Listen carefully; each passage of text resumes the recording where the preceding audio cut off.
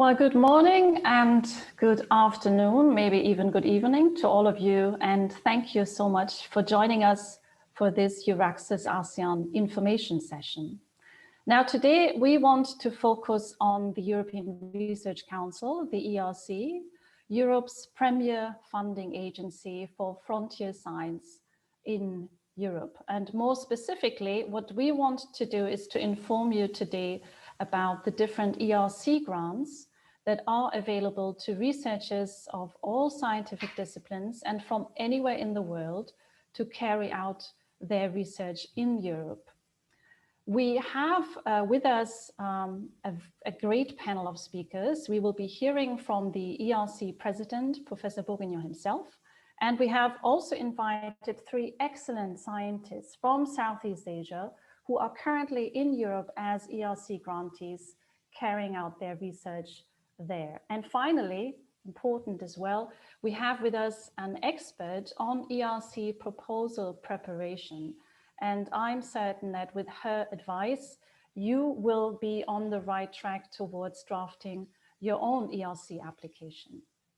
Now, before we start today's session, just a few words. I would like to invite all of you, please keep your cameras and your microphones switched off during the entire session. You can correspond with the panelists. You can ask your questions by typing them in the Q&A function, which you see at the bottom.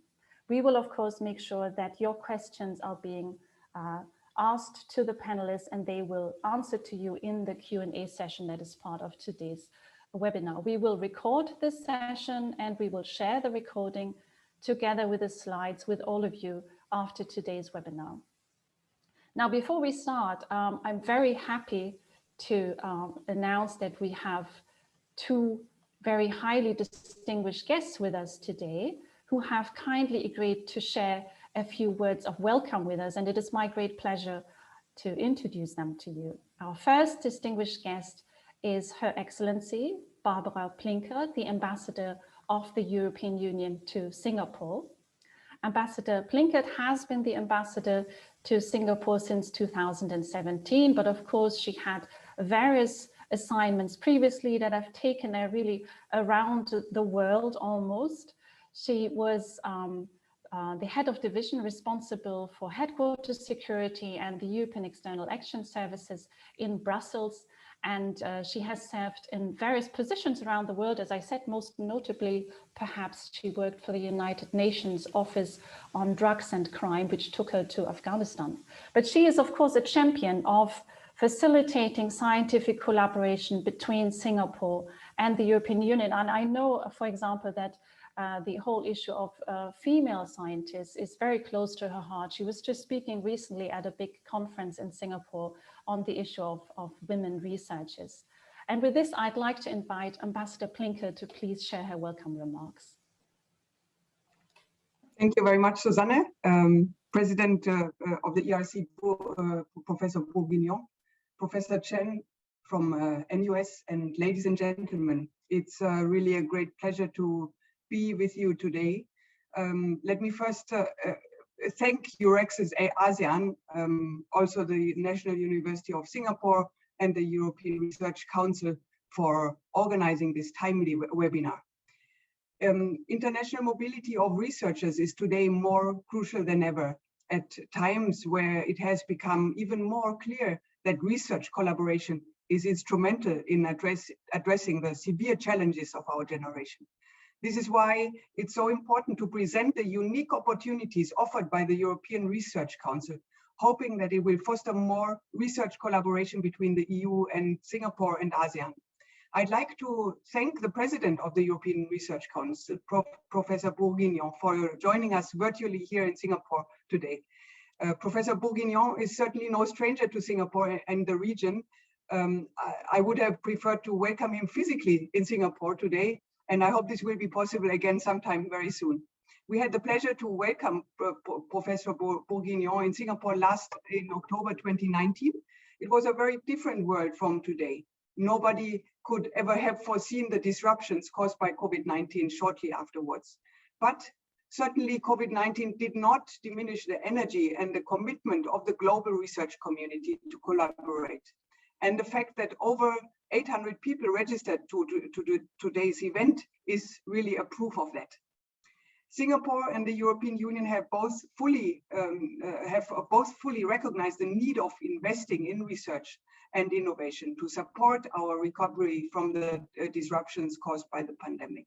Only a few months ago, in December 2020, we have adopted almost simultaneously here in Singapore and also in the EU, our respective new research framework programs. Both are bold, with increased budgets and putting people and researchers at the center. Horizon Europe is the new EU research framework program for 2021 to 2027. It has an overall budget of 95 billion euros, and the European Research Council is set to receive over 16 billion euro from it. Horizon Europe aims to deliver on strategic priorities, for example, the recovery from COVID-19, the green and digital transitions, which are so important to us, and tackling global challenges to improve the quality of our daily lives. It will also strengthen excellent EU science and technology by increasing investment in highly skilled researchers and cutting-edge research. And it will support industrial competitiveness and its innovation performance, particularly by supporting market creating innovation. This level of ambition needs new priorities, and a key novelty is a geopolitical approach when it comes to international cooperation. And in the context of Horizon Europe, this means that the program opens the possibility of association with Horizon Europe by any country in the world with a good research and innovation capacity and fulfilling a set of criteria related to democracy and open market economy. It is indeed, therefore, no surprise that the EU looks to Singapore as a key partner when it comes to innovation and groundbreaking research. And we're always looking forward to exchanging with Singapore and to find more ways to cooperate. And one good example of such cooperation is, as Professor Bourguignon is very well aware, because he was a mastermind of an implementing arrangement which was signed in October 2019 between the European Research Council and Singapore's National Research Foundation to facilitate exchanges within the research community of Singapore and the EU. Surely this agreement is only the beginning of a structured cooperation between the European Union and Singapore in the area of research. And today you will hear more about the first calls launched by ERC under Horizon Europe to allow top researchers to pursue frontier research. There are many opportunities to collaborate, and indeed, if we want to ensure to build back better, we need our research communities to work together. So I wish you all a very productive and informative webinar and a good interaction with excellent speakers lined up for today. And I hope that many of you will benefit from these opportunities. So thank you very much and have a good webinar. Thank you so much, Ambassador Plinkert, for these wonderful words of welcome. Now, our second guest today is Professor Chen Zuhan. He is the Deputy President of Research and Technology and also Distinguished Professor at the National University of Singapore. Now, NUS, of course, one of the leading universities in Southeast Asia and in the world, in fact. EURAXESS ASEAN is very happy to be such a close partner of NUS. Thank you so much for joining us, Professor Chen. Professor Chen is also straddling, I think, both worlds, being an administrator, but also being a scientist himself. He is a renowned expert in pattern recognition, computer vision, and machine learning, and he also carries the position of Chief Scientist of AI Singapore, which is a national program in artificial intelligence that is hosted at National University of Singapore. Professor Chen, please, the floor is yours. Thank you. Her Excellency Barbara Plinkert, Professor Jean-Pierre Bourguignon, distinguished guests and colleagues. Like what was already expressed, it's my great pleasure and welcome all of you to this Frontier Science in Europe with the European Research Council webinar. I'm extremely excited that there's such a great, strong interest among our research community to want to find out more about opportunities available through the ERC grant.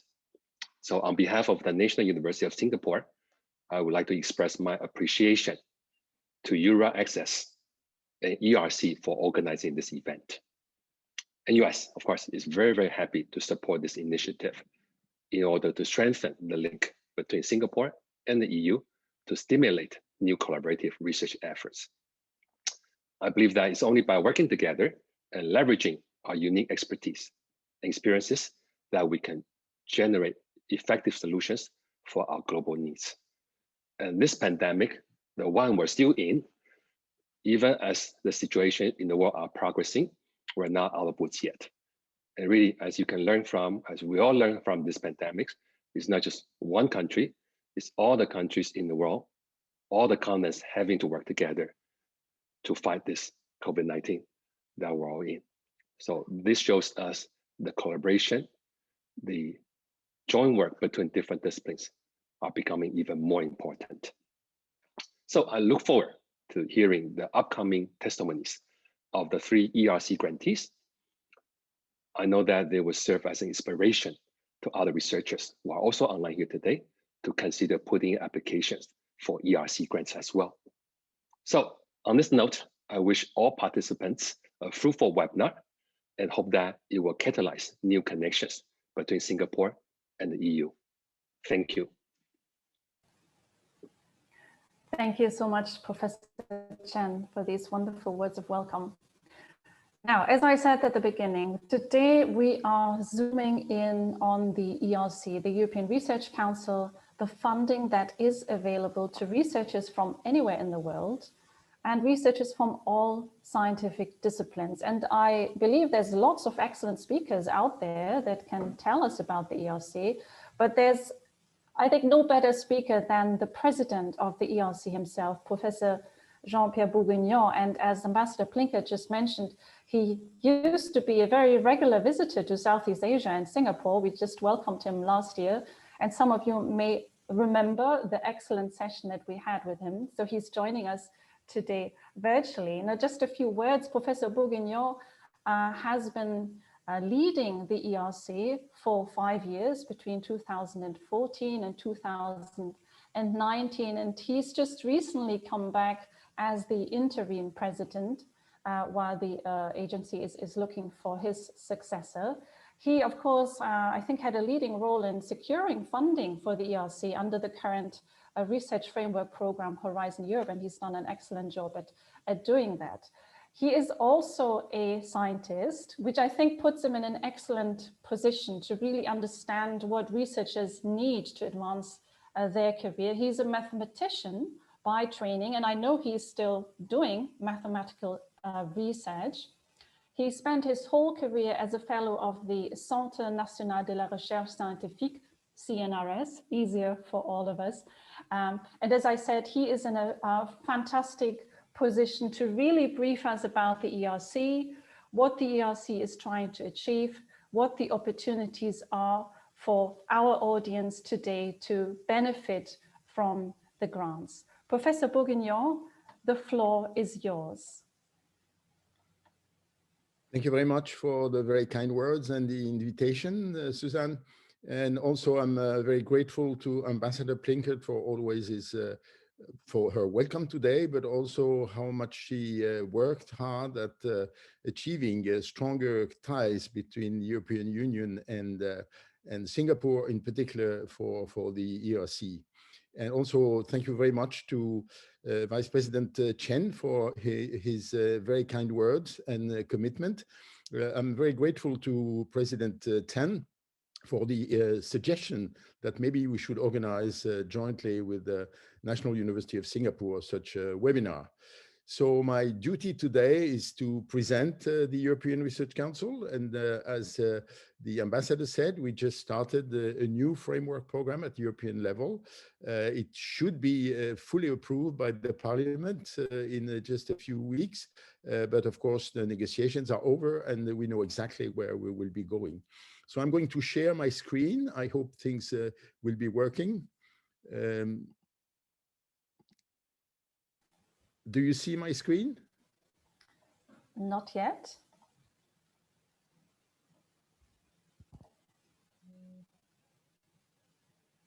Okay.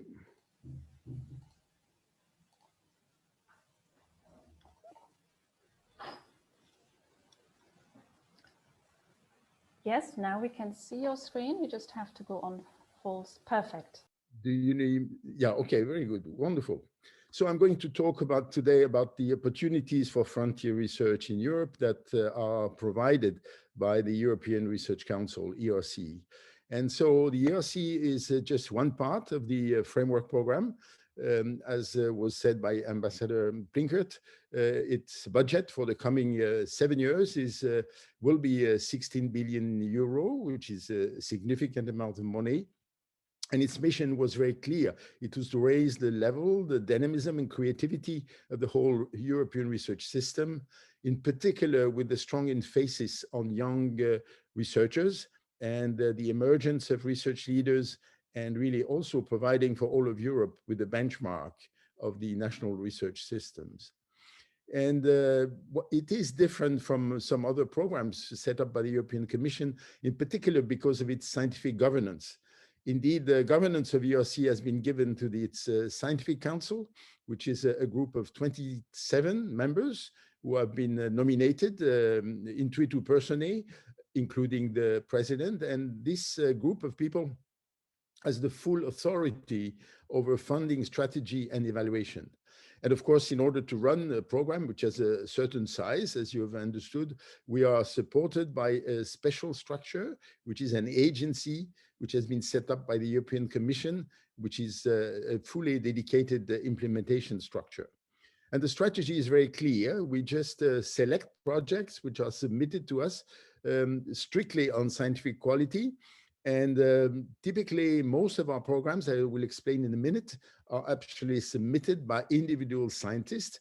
But of course, they propose to act, to do research in the format they find the most appropriate. So in extreme cases, it could be just themselves, but most of the time, there is a whole team around them that they just organize the way they want. And there are many different settings depending on what people want to do. We're completely open to any subject. So we are working in a completely bottom-up approach, and we are really completely holistic in terms of topics that we cover. And for us, what is very important is to deal with frontier research. And this terminology means that we don't want to discriminate between fundamental research or applied research. We just want people looking for truly making breakthroughs in research. And the system that we use, of course, to select the projects submitted to us is fully international peer review. And I'm very grateful that we do have a number of Singaporeans who are actually working in our panels to make the selection for the project. And so the unique features provided by the European Research Council is that, as I said, the researchers propose exactly what they want to do, and they can choose their team. The amount of money provided gives them quite substantial financial autonomy for 5 years, which is really an extensive period of time, but we thought it was really critical that people really had time to organize themselves. Usually, because now the ERC has become reasonably prestigious, then of course the host institution in which the people are working really commit themselves to provide the best possible conditions. And really having an ERC grant usually helps attracting top team members. And another thing which is very important for us, just another sign that we really give the power to the researchers, is that although we sign the contract with a host institution, the researchers themselves can decide to move. So that's what we call the portability of grants. And now it is known, I mean, after the 13 years that ERC has been, 14 years that ERC has been existing, that actually it's also a good way of attracting additional funding. Here is the present Scientific Council, which is in charge of running the ERC. In the first row, there are the 3 vice presidents covering the 3 domains. And next, you have all the other members. I'm very pleased to emphasize that really we have very good balance between men and women, in the sense that actually the proportion of women in the scientific council is better than the average proportion of women in the scientific community in Europe. We hope we are helping this development of the presence of women in the scientific community. So what has been achieved after 14 years is quite clear. We very soon will be celebrating the 10,000 grantee, which means that we have already passed the 10,000 grants, but actually some researchers got not one grant, but 2 grants. And as I said, we give a high priority to younger people. So 67% of the funds have been allocated to early career researchers. And indeed, we are fully open to the world, because if you look at the nationalities of people who are grant holders for the ERC, you find 85 nationalities. We know it's highly competitive, and the success rate in the last years were around 12%, 13%. We know it's very demanding. And the number of institutions who have received grants in Europe is over 800 in 34 different countries. And it's clear now that the ERC had the benchmarking effect, because it did impact a number of national programs in Europe who copied the ERC, in particular the evaluation procedure. And one thing which I want to stress is that we are extremely grateful for the quality of the support provided by the agency, which really provides a very good management, which is both efficient and fast. So the 3 grant schemes that we have are in the front row, called starting grants for really researchers who are between 2 and 7 years after their PhD, consolidated grants 7 to 12 years, and advanced grants for more senior people. I want to stress also, in our effort to really welcome more women scientists, that we take into account the fact that women have children, and automatically these upper limits, 7 years for starting grants, 12 years for consolidated grants, are shifted by 18 months per child, and a woman just has to provide the birth certificate. And of course, if a man takes a leave, a parental leave, then of course we also use this. And there are also other criteria like military service and also clinical work for medical people. Anyway, so these are the 3 types of grants we have, and more or less every year we try to equalize the success rates for those. And but for this, of course, it means that we allocate the money in a sense in connection with the number of people who apply. In the lower row, you see in particular the synergy grants, which is a new type of grants that we launched in 2018. So we have already done 3 of them in the last framework program. They are slightly different in the sense that it's not just one principal investigator which submits the grants, but 2, 3, or 4. The idea is that we really wanted to create an open space for obvious possibility to do truly interdisciplinary research. Of course, many of the projects we receive from individual PI, principal investigators, are indeed already pluridisciplinary, but we felt that if really people want to conjugate, to bring together expertise from truly different fields, we felt that synergy grants could be really an ideal ground for that. And a very important feature I want to stress for this, since I'm talking here mainly to Asian people, and in particular Singaporeans, is that one of the 2 or 3 or 4 PI in a synergy grant can be located completely outside the EU without requesting that the country where the person lives really is providing some support. So it's really a very important example on how the European Union is really trying to develop its international cooperation. And I'm very pleased that we offered this possibility since 2019. And I'm very pleased to see that this opportunity has been taken up by actually a number of grantees in the last years, and in many different areas. And recently, in the 2020 synergy grants, there were definitely grantees in Chile, in Australia, in Japan. So just to show an example of this possibility. The panel structure just shows that we try to be fully comprehensive since this year, we've introduced 2 new panels, so altogether 27 panels now. One in materials engineering, because we felt, of course, this topic was covered before, but it was already in a panel which was really overburdened by too many applications. So we reorganized the panels in a way that makes us in a better position to really evaluate all projects. In the same way, we created a panel we called SH7 for Social Science Humanities 7, which is dedicated to human mobility, environment, and space. And the same way, this led to a reorganization of our panel structure. And as I said, we have some kind of priority for young scientists. And this is on the left, you see the age distribution of ERC grantees. There's a peak around 35, and then it's a decreasing function of age, basically. And you see that definitely the 2/3 of our grants are going to people below 40 years of age. Also, another piece of element on the right side is to show the reported team members. And you see that, which is of course completely left at the initiative of the researchers, but many of them choose to have postdocs or doctoral researchers working with them. And you see that in these, in the population of these postdocs or research PhD students, then you see a number of people who are completely from outside the EU. So that's a very important thing. And the numbers, of course, are very significant. The average size of the teams is typically 6 people. So we have really funded typically around 60,000 people working in teams.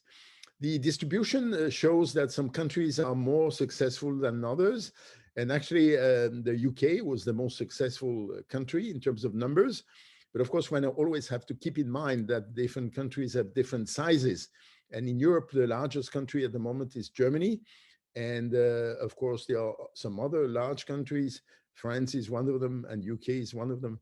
But you should look at the performance of a country like Netherlands with, you see almost 1,000 grants. And Netherlands is 1/4 the size of Germany, France, and 1/5 the size of Germany. So you see the performance of Netherlands is remarkable. But also many other countries have been remarkably performing. In particular, among the associated countries, I want to highlight the performance of Switzerland, CH in the charter, and Israel. Both of them, they are not very large countries, typically 10 million inhabitants. And so you see their performance are really completely outstanding. And when we evaluate proposals, as I said, the only criteria is scientific quality. And of course, people know that to have a chance at ERC, you really have to be ambitious. So therefore, we're really trying to attract proposals which are really of a groundbreaking nature. But still, you have to prove that this is feasible. So this is this balance between being daring, but being also very solid, which is very important. And for synergy grants, we really insist on not just a collection of great scientists, but a collection of great scientists who decided together to tackle a truly ambitious project. And of course, there's always this question, the balance between the research proposal and the PI and the principal investigator. For us, it's extremely important that the leading thing should be the research proposal. Of course, at some point, you need to check that the person who is proposing such a proposal actually has shown some capacity to really deliver. And the process is very simple. We have a 2-step process for the evaluation. So the people have to submit 2 documents. One is called B1, and the other one is called B2, of course. And B1 is really something which should convince a generalist in the field that the proposal is worth being looked at more carefully. And so this is what is done at step 1. And at step 1, typically we keep more or less 1/3 of all proposal to look for step 2. But still, people get 2 possible grades. C meaning that people really have to work quite a bit to improve. B mean that the proposal was already evaluated quite well, but not enough to get to stage 2. So when you go to step 2, only the A proposal go there. And then there is the second part of the proposal, B2, much more elaborate, which is submitted, but also so looked at by the panel members, but also to some remote referees who are really true experts in the very specific proposal. And in the end, of course, comes the very hard work of deciding which proposals are funded and which proposal will have to come back some other years or maybe modified. And of course, we always share all the evaluation that we have, of course, anonymized. But we heard over and over again how useful it was for researchers who submit proposal to ERC to read these evaluations.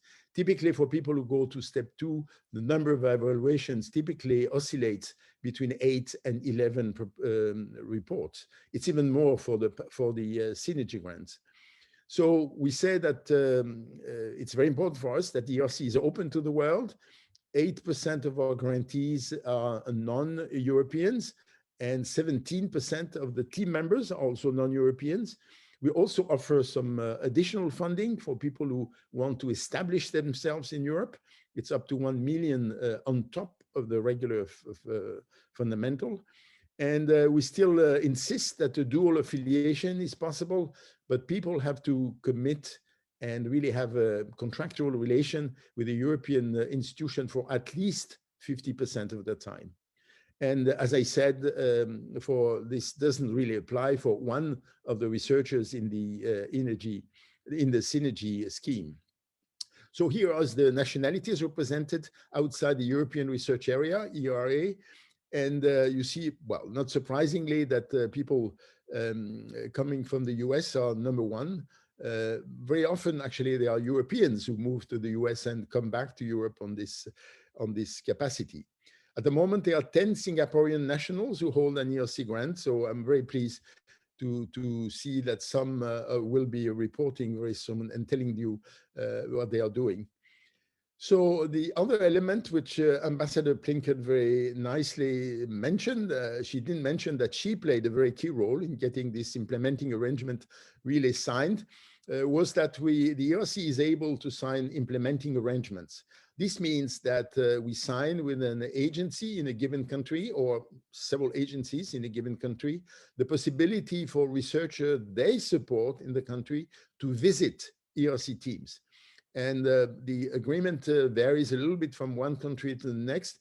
But of course, we are very pleased that now we have 12 countries in this list representing 16 organizations. And the number continue to grow. In 2020, actually 2 new agreements were signed, one with an Indian organization focused on social science humanities, and one other organization in Japan focused on medical research. So I think we hope that a number of scientists working in Singapore will be really taking advantage of this implementing arrangement. And here are the data showing the eagerness of ERC grantees to host visitors. So here you see the figures of how many of our grantees showed their interest in hosting visitors from the list of countries with which we have implementing arrangement. So you see that Singapore is very much in demand. Last year, 667 ERC grantees showed willingness to host visitors from Singapore. And now the people who visited, as you know, we just started the agreement with Singapore in 2019. So it's not surprising that number is still very low, but I'm sure it will grow very quickly. For the moment, the country which is has been the most eager to really send visitors is South Korea, but also Brazil is moving upward extremely quickly. And we really hope with a number of other countries with which we have an agreement that the numbers will be growing. I'm finishing with mentioning, as I said, we are starting the new Horizon Europe program, which is the follower of Horizon 2020, which ended in 2020. So the structure of Horizon Europe is in 3 pillars again, but the pillars are slightly different from the Horizon 2020 pillars if you already know about this structure. So the pillar 1 is the one in which you find the ERC, but also the Marie Sklodowska-Curie actions, which are typical grants that the European Union gives for mobility, both for Europeans to go outside Europe, but also for non-Europeans to come to Europe. And also the infrastructures are there. So this pillar represents more or less, well, 20% of the budget I'm sorry, 30% of the budget for the overall program. The pillar 2 is more or less what used to be 2 pillars in the previous program, which is global challenges and industrial competitiveness. There's a new creation for this, which is what we call missions. 5 topics have been chosen as very high priority missions, and they are just being developed at the moment. And the pillar 3 is really a creation, and really the previous Commissioner Moedas, was really keen on creating a European Innovation Council modeled after the ERC in terms of a completely bottom-up approach. And this pillar 3 is very much focused on innovation. And it was just launched last week with a very high-level event involving, of course, the present commissioner in charge of research, Mrs. Maria Gabriel, but also it was opened by the president of the European Commission, Mrs. Ursula von der Leyen, and the next speaker in the lounge was actually the French president, Emmanuel Macron, but also several other people spoke after that. And of course, we hope that Singapore will be interested in really considering being associated to Horizon Europe. And of course, it depends on your interest and whether you see that this panoply of tools, which is offered by the European Commission, is really satisfactory and of interest to you. So I'm closing by giving you all the references. As you know, Singapore has a very active national contact point. You will hear her very soon. And our website is has many visitors, contains a lot of science, but also a lot of interesting stories of scientists, and also the presentation of all our programs. Thank you so much for your attention, and I'm very grateful for the invitation. Thank you so much, Professor Bourguignon, for this very clear introduction to the ERC. Now we have time for questions, of course, and I see that questions are beginning to come in. First of all, of course, this is I think an important message for the attendees today. So the ERC grants are annual; they are annual calls for application, and I just think it's important to emphasize this. If someone who's listening today doesn't think that 2021 will be the year where they're getting together an application, you have another 6 calls coming up under Horizon Europe. So please also look at this as a long-term project for your research career development. Now, Professor Bourguignon, if you'd like to stay on camera, exactly. So I just like to refer some of the questions that we've received from our audience today. Now, of course, we are in Singapore today, but maybe you can just say a little bit about the eligibility. Are applicants from all nationalities invited to apply for an ERC grant? Of course, I think that's one of the features I stress, that ERC is open to the world. And I mentioned that 85 nationalities were among the ERC grantees. So from that point of view, I think there's no limitation whatsoever. The only constraint, which I think is a very understandable constraint, is that people must have a contractual relation with some European institution for at least 50% of the time. Of course, so it requires to really identify a European institution where people can relate to. But this is really the only constraint. And by the way, one thing I didn't say, which maybe I should have said, is that really the project is completely in the hand of the principal investigator, which means that the principal investigator can also consider that it's needed to develop the project, that he or she has collaborators outside Europe, and they can be in just any institution. And so this is, of course, very important. And of course, depending on the kind of research you do, you may have some field work, you may have some expertise that you need outside. And these collaborators can also receive part of the grant, but under the responsibility, of course, always of the PI and managed by the institution with which we have signed the host institution with which we have signed the agreement. Thank you so much. So as we've heard, these are grants that are open to researchers of any nationality and also of all scientific areas, with the condition that the host institution where you carry out your research as the PI is based in Europe, which leads us to a second question that we've received a couple of times, and that of course refers to the issue of Brexit. What is the outlook for having a UK partner as an ERC funded PI? Well, as you know, I mean, Brexit has been a long story. And we didn't know until just a day before Christmas whether the negotiation about Brexit there will be a Brexit deal or no deal. And finally, there was a Brexit deal. And the good surprise for us was, of course, we knew how much the UK community, as well as us, were eager to have the UK being associated. But in the Brexit deal, it's explicitly foreseen that the UK will become associated, and actually even in great detail. So actually the negotiations for the association of UK is basically finished. And so as soon as the Brexit deal is voted by the Parliament, this should happen in April, I think we will be in a position that UK will be associated with Horizon Europe. And actually already, you know, I was not specific, but there is already one call by the first call ever for Horizon Europe was an ERC call for starting grants, which opened just 10 days ago and which will be closed on the 8th of April, so very soon. And already all the countries who were associated before, plus the UK,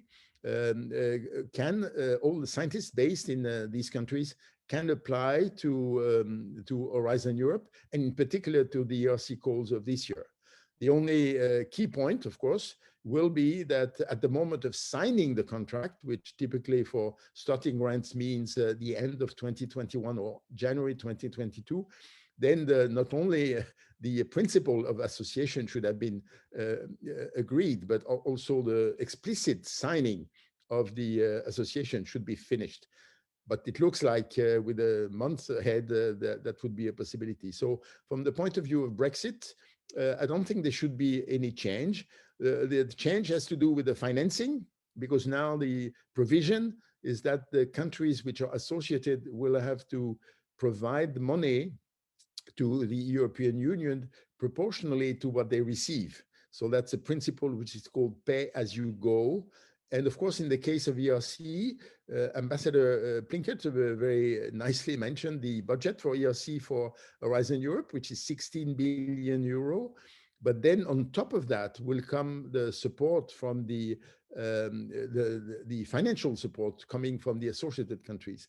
And if things continue as they were in Horizon 2020, plus the appetite of UK-based researchers for ERC, this could bring on top of the 16 billion, typically up to 4 billion more. So altogether, the ERC is likely to be a program of reasonably of the size of 20 billion. So it's a very significant program, which means that the number of grants we have been giving in the recent years, which was over 1,000, probably will be able to grow even further. So in terms of numbers of grants, we can really give every year. Thank you so much. Yes, and as we've just heard, the starting grant for 2021 is currently open and closes on the 8th of April. The consolidator grant is also open and closes on the 20th of April. And for the more experienced researchers, the advanced grant, I assume, is expected to open on 20th of May with a closing date of 31st of August. But as I've said, these are annual grant calls, so don't worry, you can start preparing for next year's If you allow me one word, we are at the moment finalizing the work program for 2022, which contains, of course, the dates for the next call. And there will be, as you know, we, in a sense, this year was special because the agreement for Horizon Europe came late. So it's a bit shifted in the year. So we are trying to recuperate this time from the next years. So we hope that the work program 2022 will be put in place in July 2021.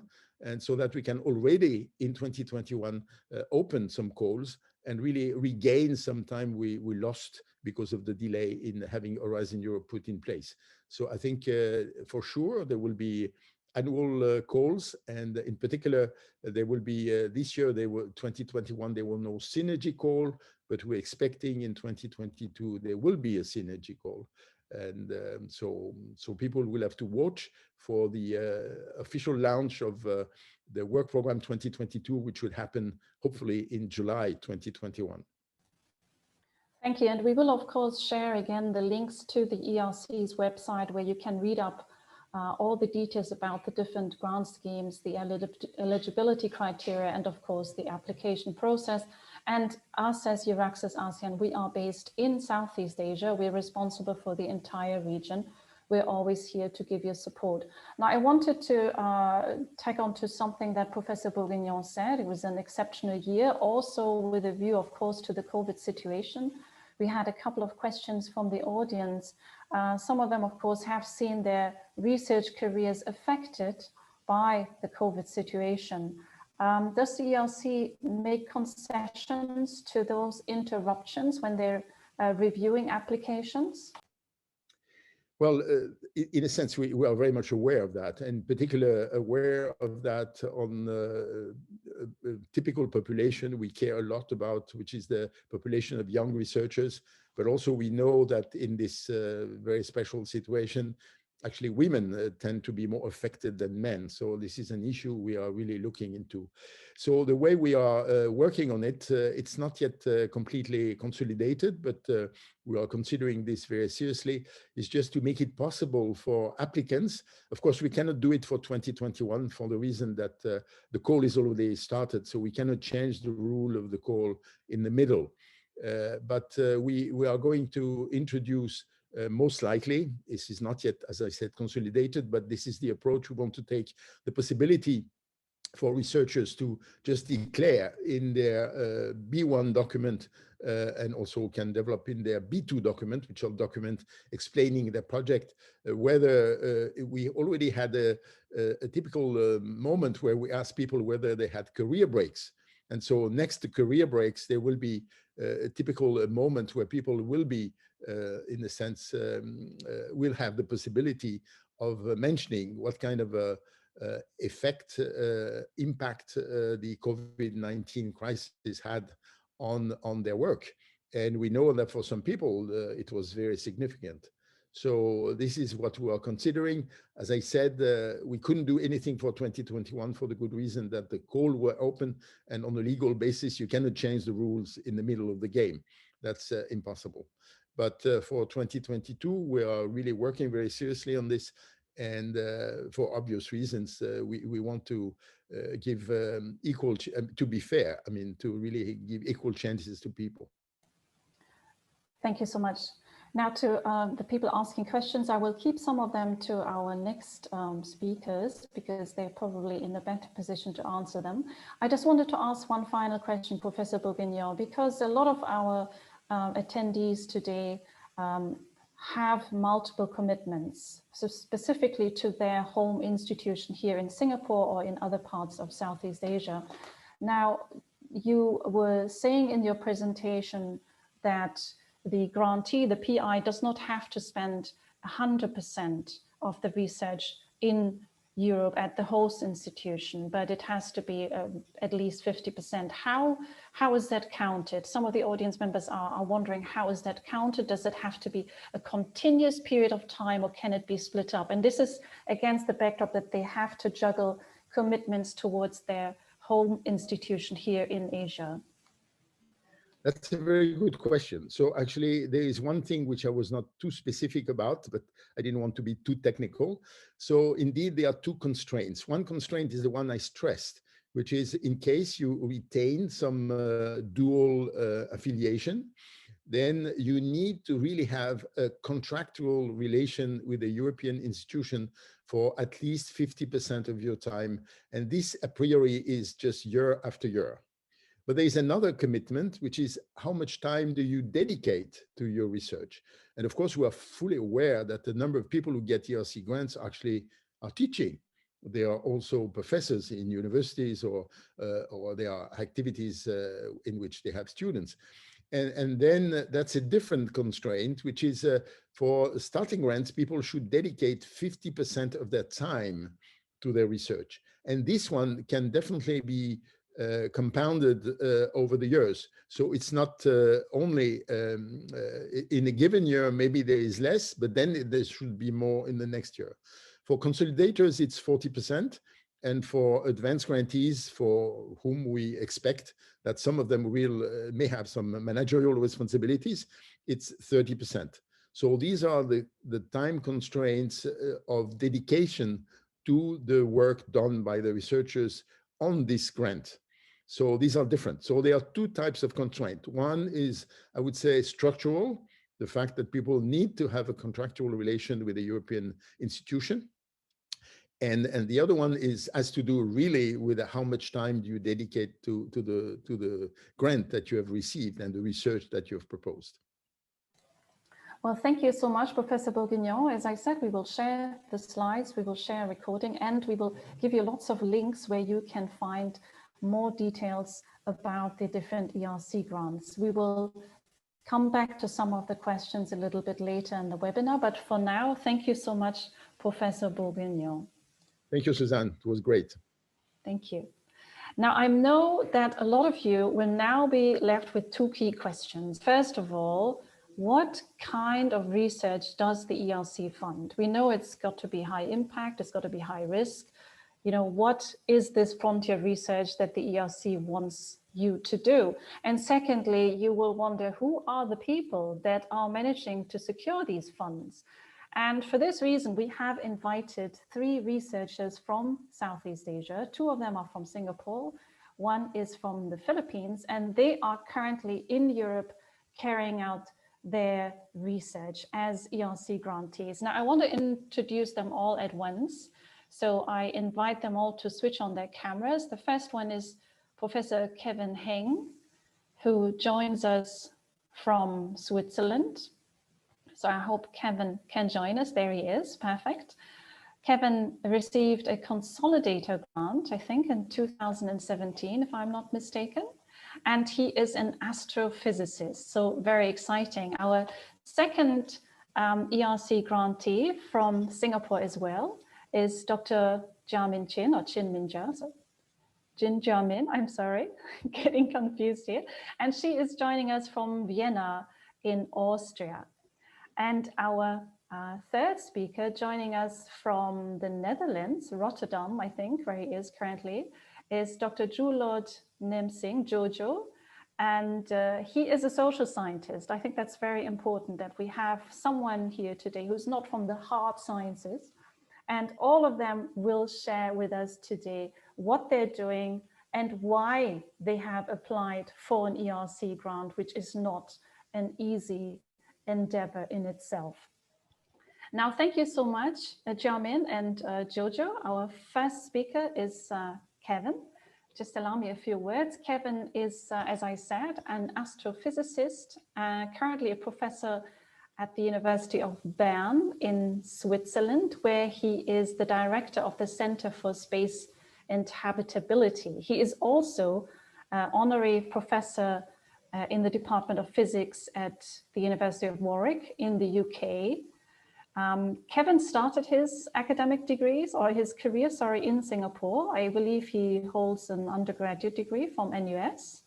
So it's a nice bridge back to where we are today. And then he later on went to the US to continue his studies, and he holds a PhD from the University of Colorado Boulder. I don't know how Kevin has time to do things like eating or sleeping, because when you look at his CV, he just seems to be continuously churning out research papers, and he is involved in all kinds of research projects. He is, amongst others, a core science team member of the CHEOPS mission of the European Space Agency. He has, of course, lots of grants and awards under his belt, but the one why he is speaking to us today is the ERC Consolidator Grant, which he received in 2017. And Kevin has kindly agreed to just share a little bit about this with us. So thank you so much, Kevin. The floor is yours.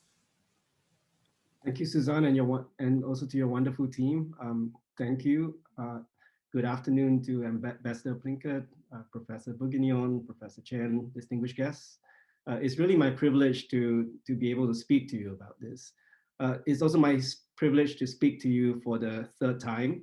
So for the first time, I spoke about specifically my ERC grant. I even showed slides from the interview when I went to Brussels for the interview. The second time I spoke, I spoke about the grant process, how to write the grant, how to approach the grant, and how to think about it. So I figured since these two sessions are on video, and rather than repeat myself, I would like to use this third time to talk to you about actually science. I would like to give you a glimpse into how I think about science, but not just that, how I think about the management of science, since part of my daily duty is not just to do science, but to manage the science as well. And since I'm representing my community, which is exoplanet science, I would like to cast the net really wide and give you a glimpse as to what we're excited about, what we think about. And bear in mind that this is very superficial in a way. Each of these slides that I will show you can be easily expanded into an entire hour-long seminar.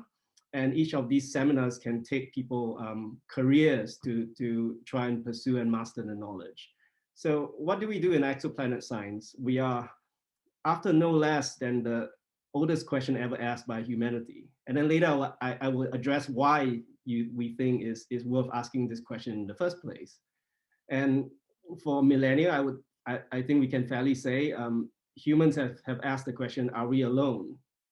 And there are many ways to address this question. You can address it using philosophy, theology, and science. And in astronomy and exoplanet science, we make the question a little bit more specific. We ask the question, how do we scan the heavens to find out using state-of-the-art telescopes and analysis techniques? And this is what I would like to spend a few slides just sketching the rough idea about to all of you. And to give you a sense of how different, what a long way we have come. Not so long ago, in the grand scheme of things, a few centuries ago, it was actually heresy to think these thoughts, especially in Europe. And here's a collection of individuals, Copernicus, Galileo, Giordano Bruno, who were prosecuted or in some way or the other for thinking these thoughts. And there's a quote that I really like from Giordano Bruno, who said, there are countless suns and countless earths, all rotating around their suns is exactly the same way as the planets of our system. And he got a lot of grief from the Catholic Church for this statement. Fast forward a few centuries, and now the detection of planets around other stars, known as exoplanets, extrasolar planets, is now routine. In fact, it's an established cottage industry within astrophysics itself. So here's a chart showing you the cumulative number of exoplanet detections, where the different colors are different techniques, as the details are not so important. You can see that we are in a period of exponential growth. But there's a very, very important detection in '95. And that was the discovery of the first exoplanet around a sun-like star by Michel Mayor and Didier Queloz, who are my Swiss colleagues. Actually, I work with Didier quite closely on the CHAOPS mission. He's the science PI of the mission, and I report to him. And for their discovery in 1995 of the first exoplanet around a sun-like star, they were awarded the 2019 Nobel Prize in Physics. And I was really happy for them because they were my inspiration for going to Switzerland. Well, a little bit about their discovery. At that time, we had preconceived ideas about how planets were when we found them. We imagined that the planets would look like the planets of the solar system, and they would be in the same configuration as the solar system. So we were looking for Jupiter in a 12-year orbit around the sun. What Didier and Michel found was instead a Jupiter in a 3-day orbit around the sun, with temperatures exceeding 1,000 Kelvin. And this was really surprising, and no one had expected it. And these were called hot Jupiters. And this is a lesson that in astrophysics, in fact, theory does not survive alone. Theory and observations go hand in hand to push the state of the art. The other big surprise that came much later, this is using mostly data from the Kepler Space Telescope, and Michelle also contributed really important early studies to this, was the frequency of planets, let me say that in less technical language. How likely are you to find a type of planet around a star? And it turns out that planets like Jupiter and Saturn are very rare, as you can see on this chart. And planets between the sizes of Earth and Neptune are actually quite common. Roughly 10% of stars have one of these planets, 10% or more. And the other thing that's surprising about this discovery is that in the solar system, we only have gas and ice giants like Jupiter, Saturn, Neptune, Uranus, and then we have 4 rocky bodies that are roughly the size of Earth or smaller. But nature is showing us that there are actually planets in between the sizes of Earth and Neptune, for which we have no solar system example. And this is one of the reasons why the science is exciting.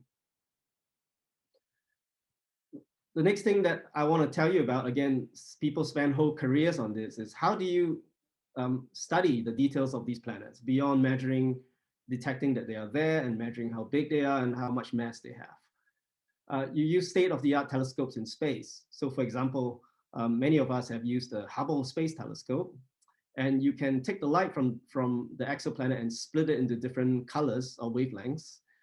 This is known as spectroscopy. And using spectroscopy, I have no time to go into the details of this, you can figure out what types of molecules are in the atmospheres of this planet. So far, water has been detected in more than 40 exoplanets to different degrees of confidence.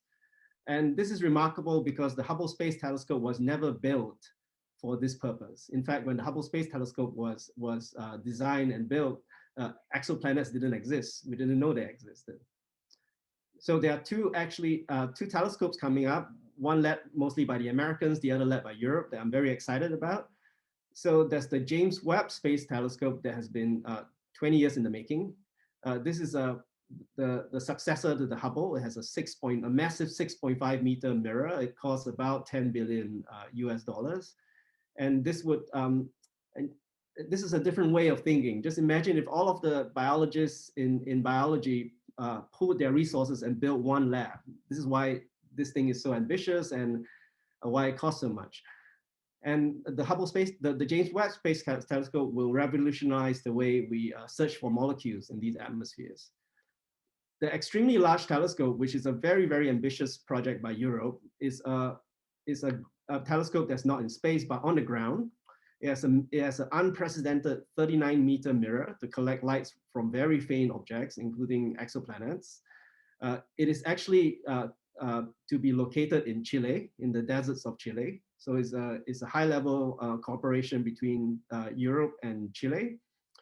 And the first light of this telescope is in roughly 4 years.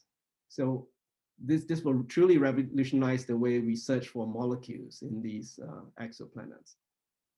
Now, what is the ultimate thing we want to do with this search for molecules?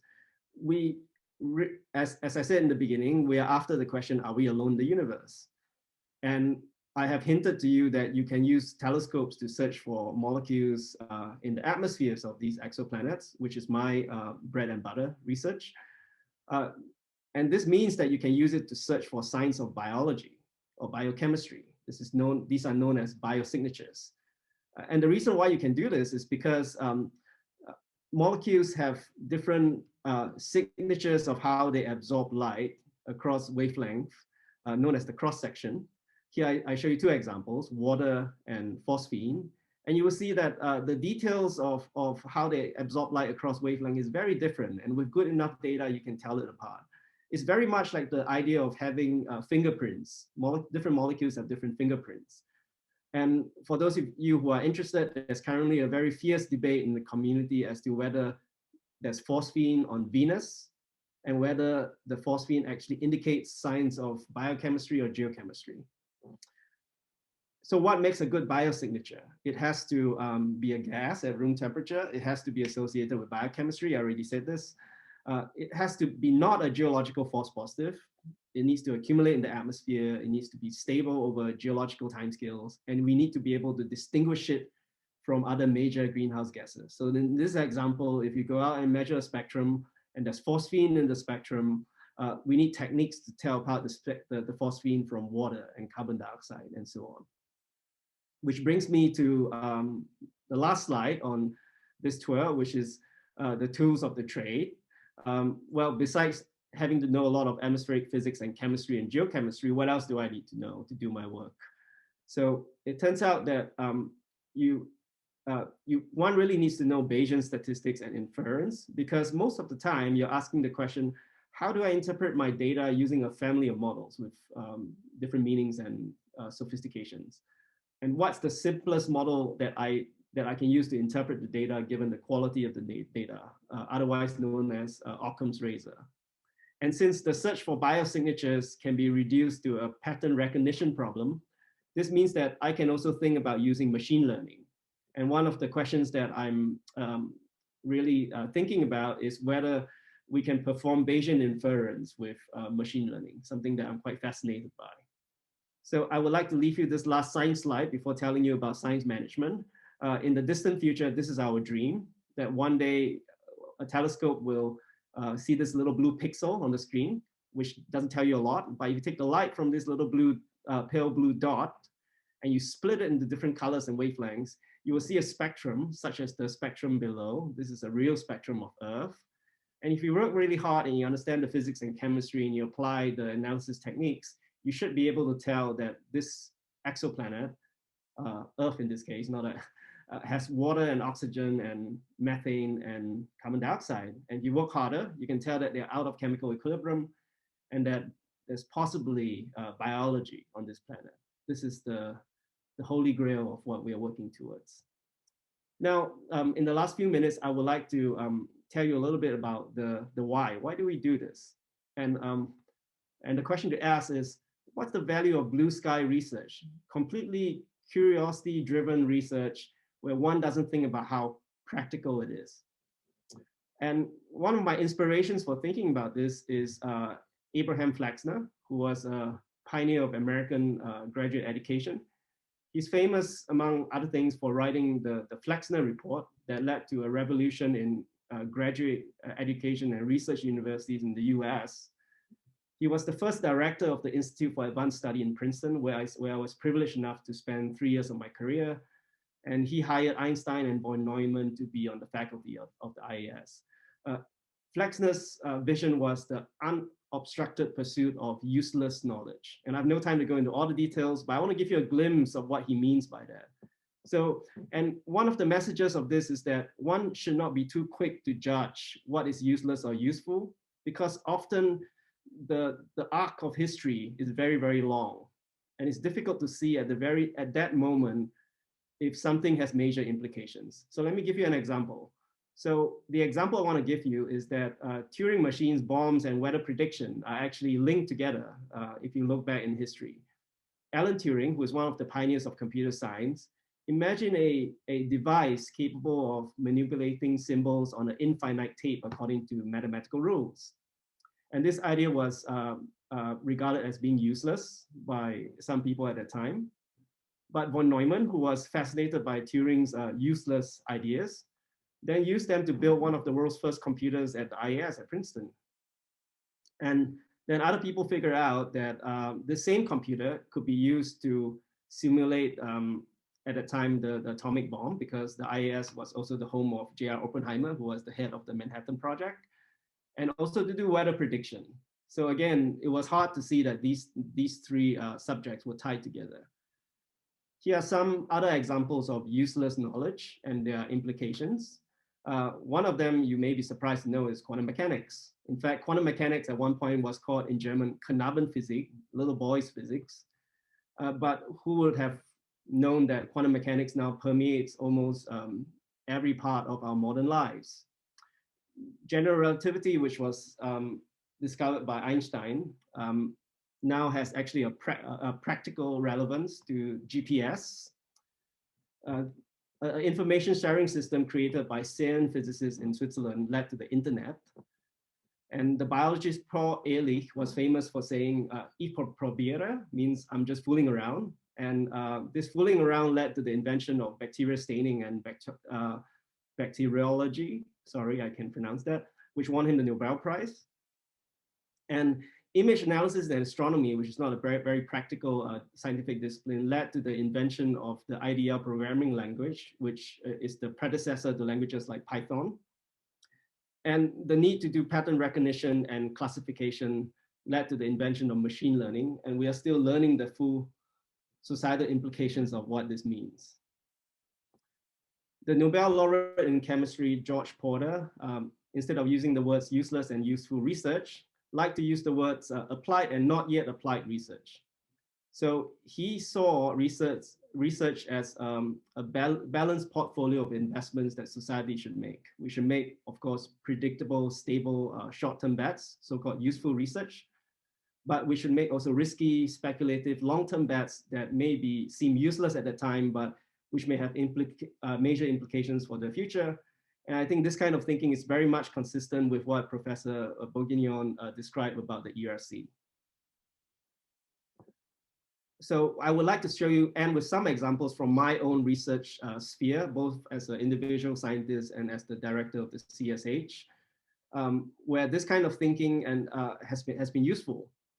So one place where it has been useful is the collaboration with medical imaging experts who are computer scientists. And it turns out, who would have known that the recognition of cancer and the identification of biosignature in spectra are actually conceptually similar in the context of machine learning, specifically neural networks. So I work with computer scientists who specialize in neural networks to pursue this research. The other application that was really unexpected was that there's a technique for taking basically photographs of Earth from space called remote sensing, called circular polarization. And it turns out that circular polarization, thanks to what my brilliant colleague, Brice Olivier Damery here in Switzerland, can be used to diagnose brain cancer non-invasively. And this is something that he's working really intensively on. The other collaboration I would like to share with you, which was very unexpected, was that it turns out that we are living in the age of COVID. And I do, even before COVID, I did some of my work with epidemiologists. So this preceded COVID. And they use compartmental models of epidemiology to track, in fact, the rise and fall of infection.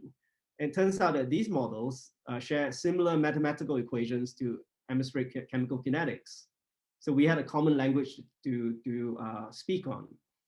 And I wrote a couple of papers with them. One of the papers talks about the second, third, fourth waves, things that we are experiencing.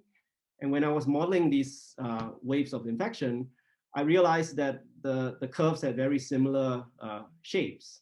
And this led to this study, which I have no time to describe in detail, where we prove that actually infection, together with my epidemiology colleague, Christian Outhouse, we proved that these infection curves do indeed have a approximately universal shape that you can show.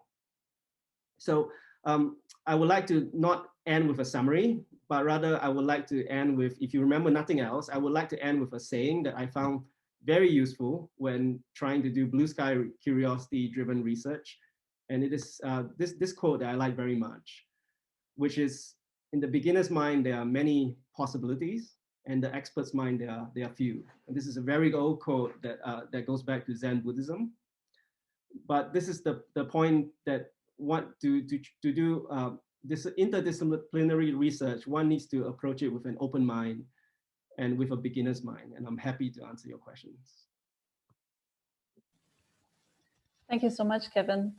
That was a wonderful presentation, and I think a very strong message of the importance of so-called blue sky.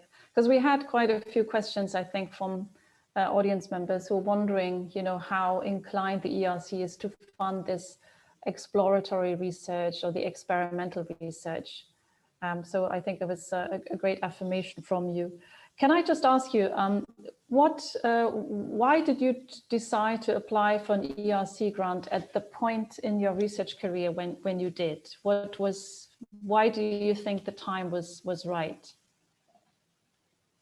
Well, first of all, the ERC grant is generally accepted as something very prestigious, as something you should aim for in your career. But more important than that, I had a set of ideas I wanted to pursue, which is the climates of small exoplanets around red stars. And I felt that the ERC grant was the only avenue where I could not just hire 1 or 2 people, but I could create an entire program around it. And this is what has happened.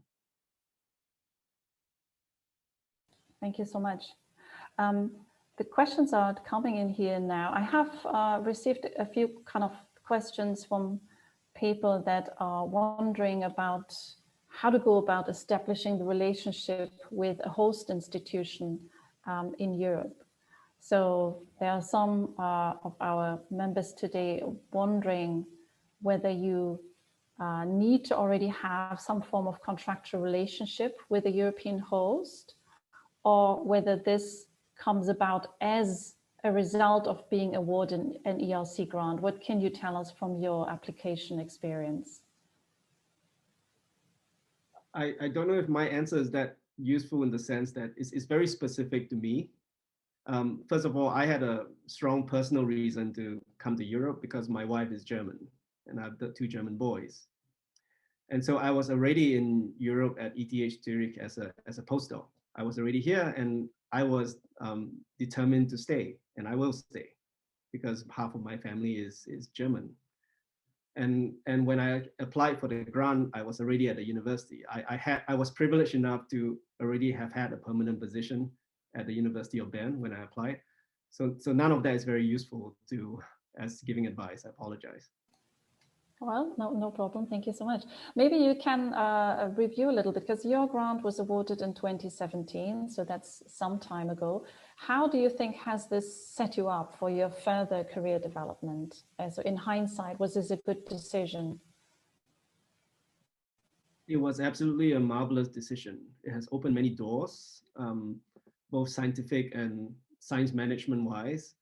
It has allowed me to hire 3 really talented postdocs, Pierre from France, Kaustubh Hakim from India, and Russell from America. And we have done wonderful work together, and this has led to follow-up ideas. And in fact, this grant has nicely set me up for the next one. So we have already gathered, I was invited to join a team of 4 PIs, and we will compete for the ERC Synergy Grant at the end of this year. Excellent. Well, thank you so much, Kevin. I know that Kevin also takes some time to consult some of his research peers that are interested in applying for an ERC grant. And he has, as he said at the beginning, helped us with information sessions before. We have recordings of his previous testimonies, and we will share them as well to those of you that are interested. Well, Kevin, thank you so much for now. I think we will invite our next grantee now to share her story. And our next grantee is Assistant Professor Jiamin Qin. She is at the Department of Physical Chemistry at the University of Vienna in Austria. She started her tenure-track professorship there in 2019. Jiamin also holds a PhD from a US institution, from MIT in the USA. She then returned to her home country, Singapore, to work at the Institute of Materials Research and Engineering, where she established a laboratory for advanced porous materials. And she then went to the UK, to the University of Hull, where she led a research cluster before she took on her current position in Vienna in Austria. Now, as I said at the beginning, she was awarded an ERC Consolidator grant in 2020, maybe not the best year to start. And I invite Jiamin to share her story with us now. Please, the floor is yours. Hi, can you guys hear me? Yes? Yes, we can. Okay, brilliant. So thank you very much for having me here today. I'm really excited to be able to connect with all of you. And thank you to Suzanne for the invitation as well. So I'm going to just give you a little bit of background about myself and why I'm doing what I'm doing and why the ERC for me was the best possible decision I could have made. So essentially, I'm Singaporean. I am an A-star scholar. So for those of you not based in Singapore, A-star stands for the Agency for Science, Technology, and Research. And through this scholarship, I was able to have my education at Columbia University. And then after that, I did my PhD at MIT. And I had the great privilege to work for the 2005 Nobel Prize laureate, Professor Richard Schrock. And during my PhD, I focused on molecular chemistry, molecular research. So what I did was I designed these molecular complexes and these ligands and worked on using them for the activation of small molecules like nitrogen, which is all around us, which means that it has to be very stable and therefore very, very difficult to activate and to react with. So when we think about chemistry, I guess the classical chemist you would think is essentially a molecular architect, somebody who works with things at the molecular level. But then after that, after I did my PhD, I went back to Singapore to serve my bond. And some of you are familiar with these structures, the super trees, as well as the Marina Bay Sands Hotel. But for me, the most important building and closest to my heart when I was in Singapore is the Institute of Materials Research and Engineering. This is the old building which was based on the NUS campus actually, and now they've moved, but this was where I did my work. And this institute was extremely close to my heart because that's where I started my independent career. And that's where I started to kind of widen my horizon a little bit beyond just molecular chemistry. And I had the chance to interact with people from all different fields of science, physics and engineering and material science, and so on. And in all the discussions that we had, as well as repeatedly in materials research conferences, there was this observation or this topic that kept coming up, which was how structure of materials is intrinsically tied to functionality. And it's not just materials, right? If you take a look all around you today, where you're sitting right now, everything that you see, the structure of that material is designed for a specific purpose. So take the example of the Golden Gate Bridge. This structure is intrinsically tied to its mechanical integrity, how this feat of engineering, right? But then it's not just giant macroscopic objects like this. If we think about a hummingbird and the beautiful iridescence that you see in the flash of a hummingbird's wings and how it's able to fly, or in the structure of a seashell, which is mainly made of calcium carbonate. And most of us know calcium carbonate as chalk. Well, chalk is notoriously brittle, right? Yet these shells are able to withstand the pummeling of tidal waves and bashing against rocks. And why is that? And it turns out that structural color, like in the iridescence of the hummingbird wings, or this toughness that we see in shells of seashells, it's intrinsically tied to the incredibly complex structure of these materials. So for example, in seashells, the shell is designed from the molecular level where we have proteins, and then they are mineralized. So calcium starts to kind of deposit on these proteins, and then they form nanoparticles, which are held together and form microparticles, which then assemble to form a macroscopic object. So this structural complexity we see everywhere in nature, even in your skin or your bones, or in a lotus leaf, which is super hydrophobic and repels water. And so then that begs the question, how can we control structure? We can control structure with, for example, buildings or bridges on a macroscopic level. And typical molecular chemists are comfortable with working on materials at the molecular length scale. But then we've got all these other length scales in between, the nano and the micro, all the way to the macroscopic level. How do we deal with that?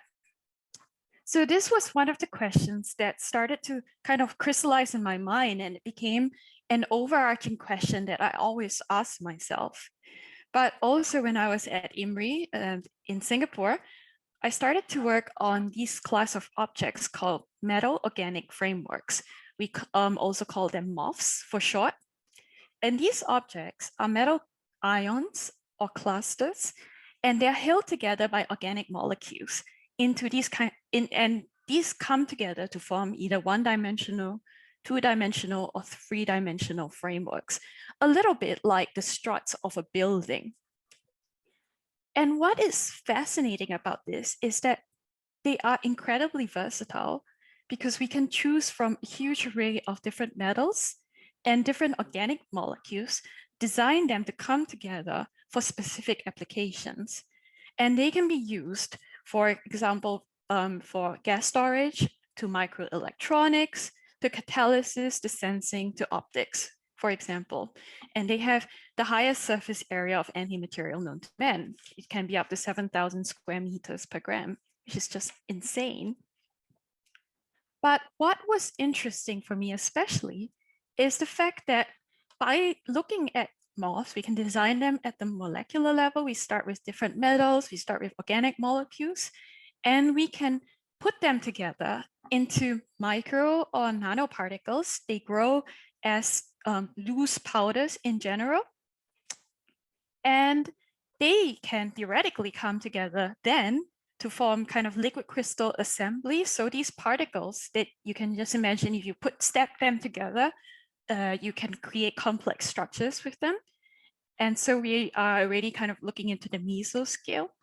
But then we can also then include top-down fabrication at the macro scale, such as by using 3D printing, for example, to create complex composites. Now, at the molecular level, as well as the growth of putting together of these molecules into crystals, that's quite well studied.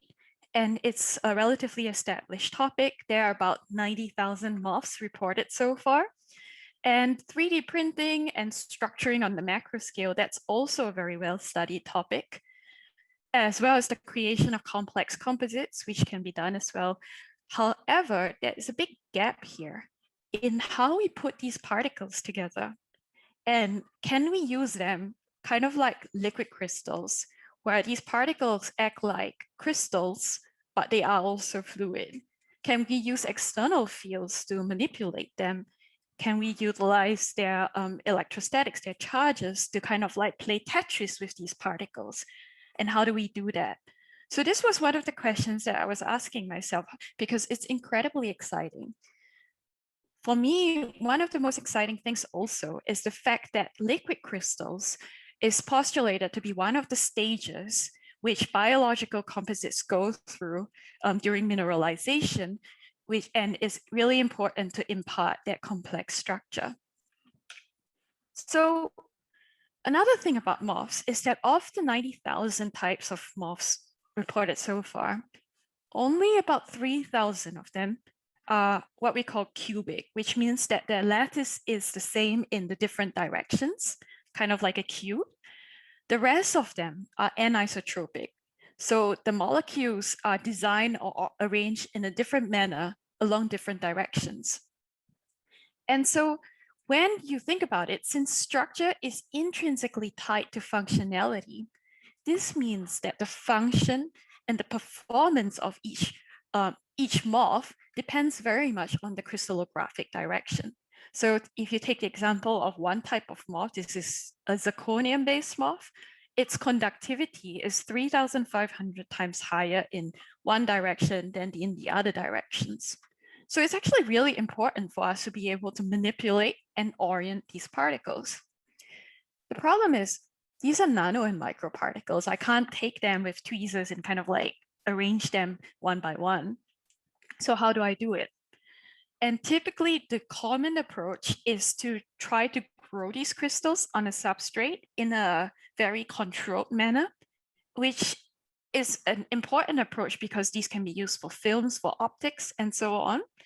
But we are not addressing the fact that the vast majority of MOFs are synthesized in bulk as loose nano and micro powder. So what do we do with these then?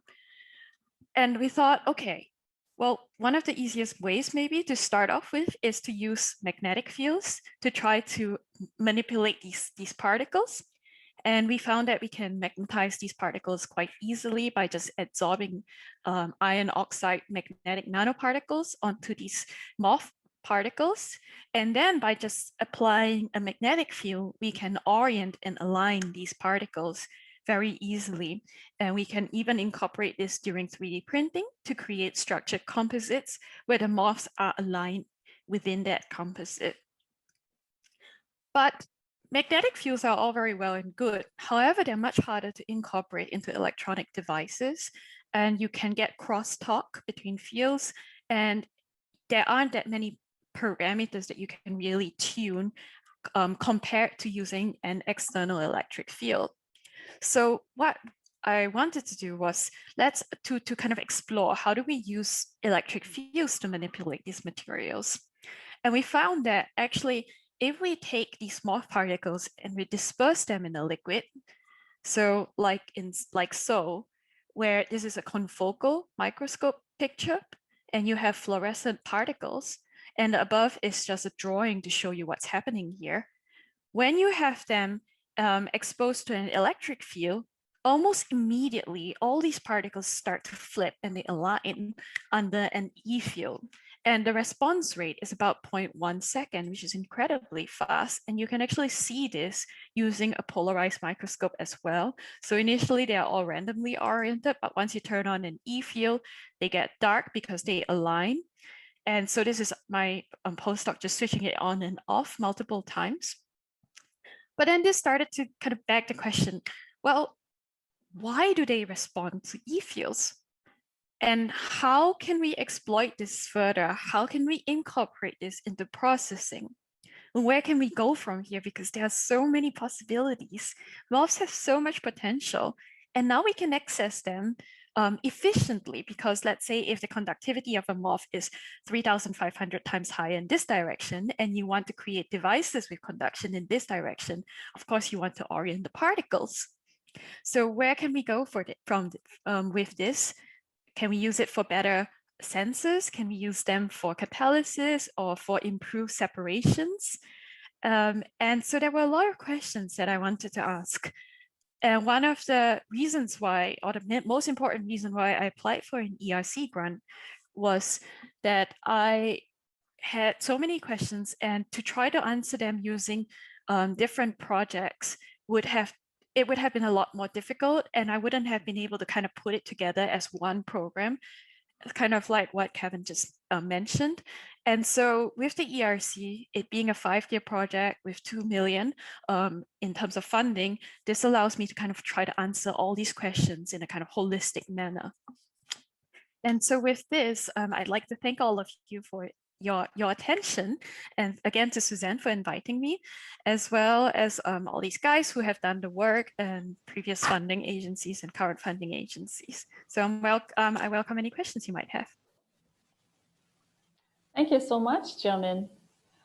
Yeah, very fascinating work that you are doing, indeed. I mean, there's a few questions and people are wondering, and I guess this is a question to all the grantees, how are you being evaluated by the ERC? How is your research as you go along, and what you're producing, how is that evaluated by the funding agency?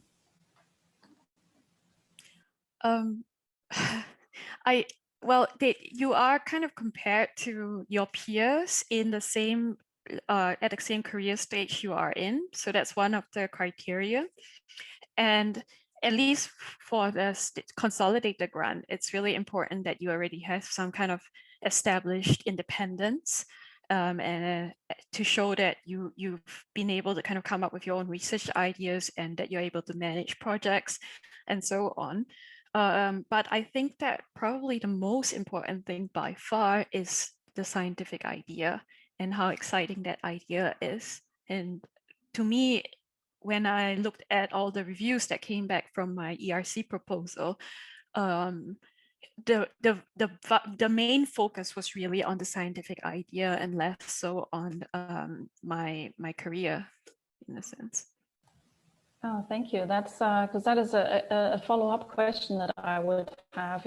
How did you know that you were ready? Because we have some audience members that are interested in applying, but they're not entirely sure whether they are ready to be the PI. You know, is there a benchmark in your experience, a number of publications that you need to have? How did you decide that that was the time that you're ready to take on that grant? I would never use the number of publications as a benchmark. And the reason I say that is because that depends so much on your personal experience. For example, if you start your, if you've been working with a very prolific group, and let's say you were a postdoc in that group, then you could have had 20 papers just within that group in the last couple of years. But that is not necessarily seen as independence, for example. So the number of papers really depends where you have been and so on, which is not, I think, a very fair reflection of your ability as an independent scientist. What I would say is if you've had a few corresponding author papers where you're the main PI on those papers and or you've led some projects, that's helpful for consolidator grant. I think with a starting grant, that's not as important because it is a starting grant. So you're expected that you should obviously be a strong researcher, but you're expected to not have had really established an independent career, to my understanding. What was the other question? Was there another question? No, well, it was kind of, when did you know that you were ready? I didn't. I mean, I don't think you will know if you're ready. I think you just try because, you know, that's what we do. You apply for funds and you have a great idea and you think, you know, I'm fired up and I think this is important and I really want to see it come true, and you just apply. I didn't know I was ready. I just tried. I think this is brilliant advice, and that really needs to be emphasized. You know, there is no magic number or magic point in time, but as you said, the idea is what counts. Yeah, and I guess we've already heard from two of you, kind of what was your exciting idea was, and what also captured the imagination of the ERC. Maybe a question also. How much time did you give yourself in preparing your proposal? I like Kevin, I probably am not a good I shouldn't be someone you ask about this because I spent not as much time as most people did. It was a little bit of a rush job, to be honest, because I started my position at the University of Vienna in November, and the grant was due 4th of February. And I started to write mid-November or December. So about 8 weeks to 9 weeks, I'd say was when I started to work on it. But I think that typically people give themselves maybe a half a year to really think about it because it's important to have a good idea. But to be fair, I had this idea kind of brewing in my head for quite a while. So that was that. Yeah, that's probably it. And I guess you've been bouncing it back and forth with your colleagues and research peers. So yes, I think this is a good message. You need to have this original idea, play around with it, and the application itself, you can wing it, as we've heard. Thank you so much, Xiaomin. I think please stay with us, but we're inviting our third grantee now, Jojo, Dr. Julod Nimsing. And Jojo is joining us from Holland, I already said, and he is from the Philippines. And I'm very pleased that you're joining us because, as I said, I'm a political scientist myself by training. And it's always good to have someone who's not from the from the hard sciences, because I think this is a very important message that both social sciences, humanities, natural sciences are working hand in hand. And I think you're also doing some great work, interdisciplinary work, which kind of corresponds with some of the questions that we're receiving in the chat function. Now, before I hand over to you, let me just briefly tell people a little bit about yourself.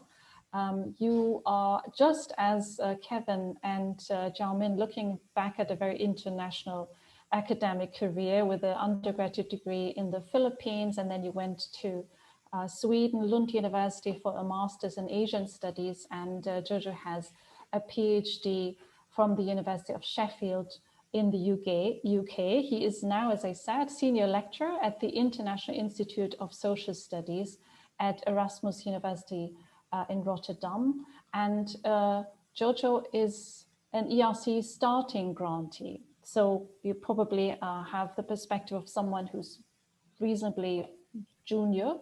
And your research is interesting. Green industrial policy in the age of rare metals, a trans-regional comparison of growth strategies in rare earth mining. So much from me. So Jojo, please, the floor is yours. Thank you. Can you hear me? Yes. Okay. Yeah. So I think I'll divide the 15 minutes of talk into 4 different phases. I'll go very quickly to my background, how I end up with an ERC. Then I'll talk a little bit about the project, what I did to put it together, sort of what was the thinking process. And then I'll talk about some of the key considerations for those who are applying this year. And then finally, I think I sort of thought that it might also be useful to have some tips for those who are thinking in the near future who want to apply for the ERC. Okay, how did I end up with an ERC? As Tsuhan has said, I'm Filipino by nationality. My expertise is on the politics and governance of natural resources, mainly on mining, oil and gas. I did my PhD on Latin American studies, contrary to me having a background in Asian studies. So that's also one of the things that I've done, is I'm very curious about other regions of the world. And the ERC, as you will see later on, is sort of a culmination of my long-term interest on Latin America, but also sort of going back to East Asian studies. So I also developed my expertise on developmental states. Some of the Asian audience would probably know the reference to this concept, you know, the Korean developmental state, the Singaporean state. I held 2 tenure track positions. I say that they're tenure track because I walked out of them both times, because I wanted to take a fellowship in between, and then I wanted to prioritize my research career over administrative and teaching duties. In terms of numbers, when I applied for the ERC, I had in total 35 publications. I edited 2 special issues, both of them co-edited with 2 different colleagues. I published 2 edited books and several chapters and papers. As you know, in the social sciences, our holy grail is monographs, single-authored books. So one thing that you will notice in my background is, instead of going for a monograph, I decided to build, I decided to be a serial co-author, and decided to build projects around areas of interest. So that's also one particularity in my case. Upon finishing my PhD, I published 10 articles and book chapters, and then 1 edited book plus my PhD. Prior to the ERC, I held 1 specific grant. It's a collaborative grant with my colleagues in Chile, in Pontificia Católica in Chile. And then most of them are research fellowships and small scholarships. And finally, I applied once for the ERC STG, although I applied once in the Dutch National Funding Agency in a different project, but then that didn't happen. So I applied the year after to an ERC. What's the project that I got funding for? I mainly am now focusing on what we call rare metals. These are called minor metals or technology metals, contrary to iron, copper, gold. These are types of metals where you produce them, you extract them in low quantity, and they are used in high-tech modern sectors such as the digital technology, renewable sector, green energy, green technology sector. So this is a list of all these rare metals. Amongst the list of rare metals, I chose what we call rare earth elements, so the one that has an arrow. And the reason behind that is because they, as I said, they are used for the production. They are used as inputs for high-tech products. So rare earth elements are a family of rare metals. They consist of 17 elements with similar chemical properties. They are used across different products like permanent magnets, alloys, lighting, flat screens, computer, rechargeable batteries, car catalyst converter for the electric vehicles, and of course, wind turbines. What did I say to the ERC to get the money? I made an argument, basically. I pitched to them that the demand for these minerals will increase as industrialization advances in low and middle income countries. So my background is development studies. I'm basically interested in the politics of the developing world, Latin America, Africa, Southeast Asia. So and of course, mixing that with my interest in mining, I argue that if we're going to create a transition to green technology, the industrialization of these countries will increase pressure for the extraction and production of these minerals. But importantly, because I'm interested in development, I argued in the grant proposal that this particular sector is interesting because typically the established wisdom on mining is that it's bad for development. Most mineral economies, they exhibit low levels of growth, high levels of poverty, high levels of inequality, authoritarian regimes. So I argued that rare metals is potentially a different sector because it can be linked directly to manufacturing. It can be used as a leverage to develop new industries, such as the batteries, wind turbines, solar panels. And my argument is that industrial policy is essential. It's key to economic development of these resource-producing countries. So what I did basically in the grant proposal is I brought in my expertise from mining and developmental states and bring them together and look for something that is going to happen in the future. I betted on the fact that in the future, we will need more of these minerals, but we don't have a lot of studies that examine the politics and economics of rare metals. And so what I did in the proposal is I said there's going to be a three-phase sort of project. The project will look into three different aspects. One is the traditional development studies focus, which is really about why are some countries more successful than others in leveraging their natural resources for economic development, for industrialization? The second is I wanted, as a political scientist by training, I wanted to look at the political variables that might explain different patterns of decision-making around industrial policy. If in many countries, state intervention and industrial policy enabled countries to catapult themselves from being low and middle income to high income countries, what are the political factors that might explain this?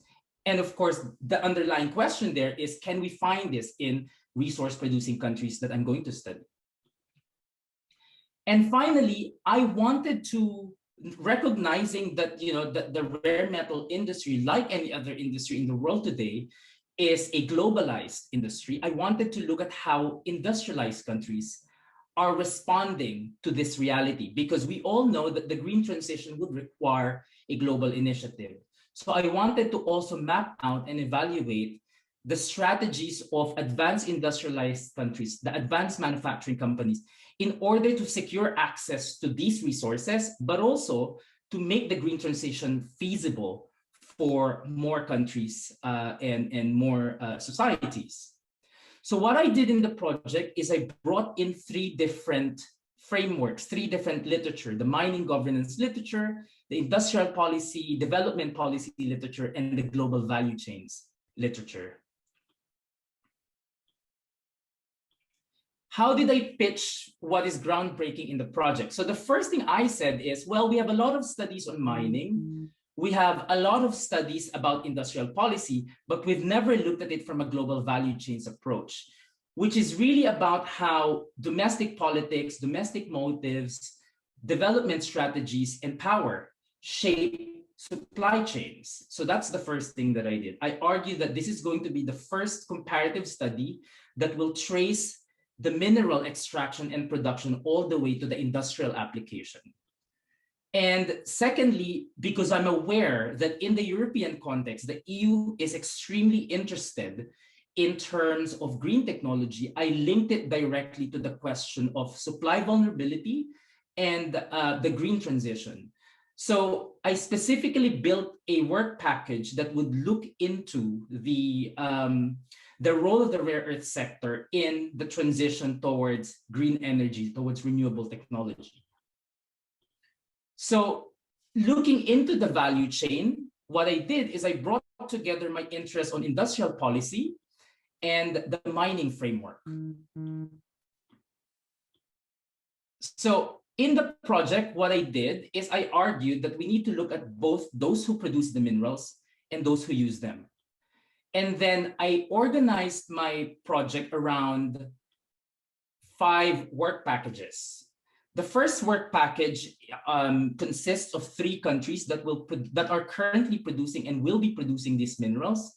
And then I chose them on the basis of different models, how different models of governance in mining might impact on their industrial strategy. My 4th work package is focused on the consumption and the demand for these minerals. So I wanted to look at advanced industrialized countries, but because I'm applying for an EU funding, I was very interested with the European Union policy. However, because I did my fellowship in Japan before, I built in a work package where I would be able to take advantage of my network in Japan. And that's how I put together the work package number 4, which is focusing on Japan and the EU. And then work package 5 is sort of an integrative framework where all the dynamics between the resource producing countries and resource consuming firms and governments will be looked at. Now, so that's the project that I got funding for. What are the things I think might help you when you're looking into your application today, those who are submitting now? I've reviewed a couple of applications for my colleagues in my institute. And so one of the things I really noticed that distinguishes what I did from the other projects that I'm looking at and what I told them to think about is the level of ambition of the research project.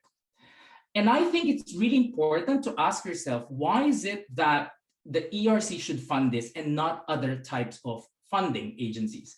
Why not a private agency? Why not the Bill Gates Foundation? Why not the National Funding Agency of the Netherlands?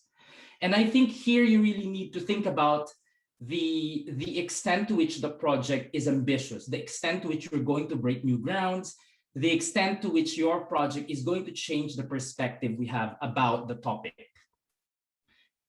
And in particular, I would really advise a full section, both in the synopsis and in the final, in the B2, the 15-page proposal, a full section about the level of risk that you're taking and what is the kind of scholarly reward that you will get if you achieve your research objectives. If you're able to undertake the research, what is the outcome that you will get? And I think if you can spell this out as clearly as possible, it makes it easier for the reviewers to know what is at stake when they fund your research.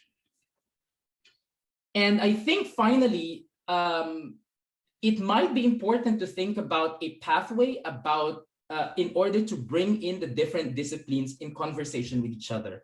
So in my case, my first job in Sheffield after I did my PhD is in a geography department. So I was aware of the discussion in geography on natural resource politics. And so in the ERC grant, what I did is I made an effort to bring in conversation between geography, international political economy, and traditional development economics and political science. So I made the clear references to these different disciplines and how they might benefit in this project. The second is the topic. I think, all of us, we end up in the topic that we work in because we were interested at the beginning of our PhD and we kind of worked our way up there. But I think it's important to frame your project in a way where you take the perspective of the EU and the taxpayers' money. So one of the difference, of course, with ERC is that this is all paid by basically citizens. So why should the EU pay for this type of science? What is the net benefit of your project to European society? And I think this is really important because there are many ways that we can frame a topic, but we need to think about, the other side of the fence, which are the people who will be looking into these applications. The science is important, but also they come from a particular cultural and social background. So we have to really take into account how these reviewers are thinking so that we can frame the project in a way that allows them to engage the project. And finally, how can you use your existing expertise to break new grounds? Again, so it's not like I knew a lot of things about rare metals, but I know it's something. I've read a couple of papers, I've read newspapers, I've read 2 books on rare metals. And I thought, well, I work on mining, that's not very far, but the ERC would allow me to develop expertise, niche expertise, specialized knowledge in these particular metals. So that's how I framed it, that the topic is important, but also that it builds on existing expertise that I already have. Finally, in the B1 section of the application, I really suggest that you think about how you curate your CV. So think of it as a museum or a gallery where you don't present all the paintings. You have to present 3 or 4 of the best things. What are the strengths that you have? And what are the things that you've done in the past 5-7 years? And then you highlight them. I think it's really important to showcase what is the selling point of your career. And what makes you the right person for the job? Why should it not be someone else? And I think here, I remember one of the EURAXESS events, I think, was about the need to think about what the ERC can do for your career. But also, I think you should think about the level of competence that you have. You're going to have, in my case, at least for a starting grant, I will have 1 postdoc and 2 PhD students. So you need to think about a way to showcase that you are the perfect person to train these younger academics. And I always think of this as, as a sort of process. You come to a point in your career where okay, I'm ready to train and help younger people to become better and to become experts in their own fields. So to me, showcasing that in the application, showing in your CV that you're the right person to train people is really important because that gives them also some sense of comfort that you can do the job properly. Finally, because the CV is only 2 pages, I think it's important that you build a narrative. I remember I looked at my application last night, and one of the things I did there was that I used sentences instead of enumerating them in bullet points. So showcasing some of the best things in your CV, but building a narrative around what you've done. For those who are thinking this is not the right year for me, what are the things that you should think about? Preparing the CV. I think if you're, let's say, year 5, you have all the way to year 7. So I remember on my year 6, I was thinking I'm going to have another special issue coming out. So I'd rather wait for me to have that special issue come out before I apply. So that's like one example of how you prepare your CV. The other thing is choosing the jobs that you have. I was very lucky to have a permanent post, a tenure track post after the PhD, but I was also offered a postdoctoral fellow. I felt that if I took the postdoctoral fellowship, I'd have published more, but then I learned the ins and outs of what a tenure track position is. So I did the tenure track, and then afterwards, after 3 years, I decided I really wanted a research career. So I switched back to a research fellowship. I tried to get 1-2 fellowships instead of continuing into a lectureship. So I think it's important to recognize that there are a lot of risks when you make these decisions, but think about what the end goal is. If your end goal is to become a research professor, it's really important to think about how useful your time is, how you spend your time in the 7 years until you apply for that ERC grant. There's a question about where you publish. In the social sciences, there are many publication outputs. We have, as again, I said, there are monographs, there are journal articles, there are special issues, book chapters. Maybe think about a mentor. Do you have a mentor who can help you with the research strategy? Is there someone who can advise you to think about, okay, I've done 3 book chapters. Maybe I should focus on articles. Maybe I should focus on a monograph instead. So think about the publication strategy. And finally, I think I can't emphasize it enough. Planning is really key. If you're aiming for an ERC, it's not just that you're gonna get it because you have a great CV. Like it's important to plan ahead. Where are you gonna be in 5 years' time? And I think it's important to think about how these different elements will come together so that you can get an ERC.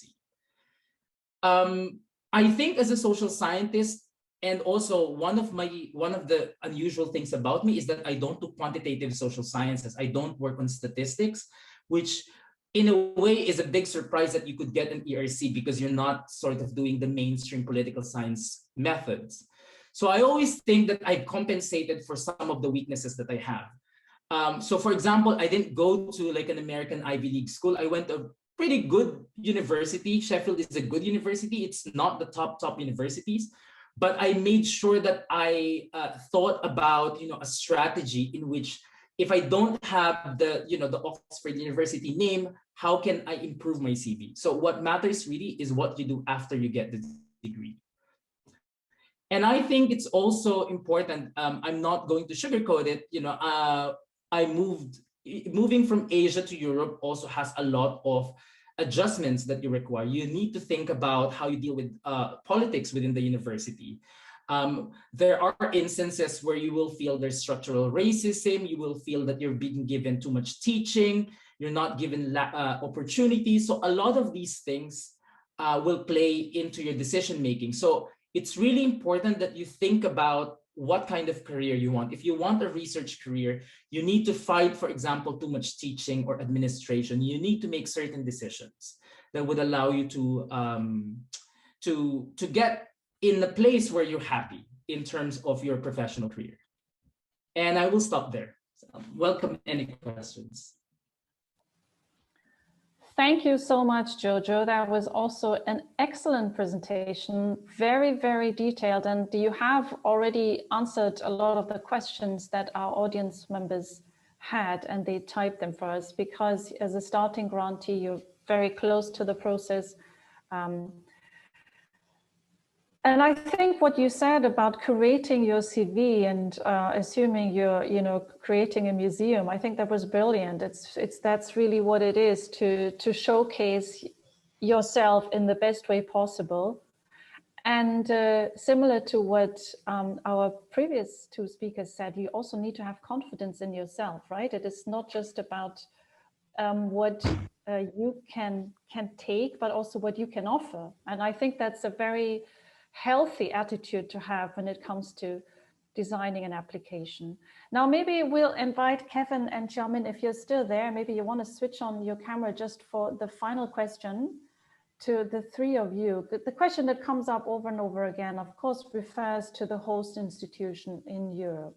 And I know that all of you have already been in Europe, but nonetheless, you had to pick an institution to where you want to be based to carry out this ERC project. Maybe you can just, each of you, just very briefly give us some ideas on what went into the thought process when you decided which institution to go with, and maybe how you went about making that contact. Maybe we start with Jojo as the final speaker.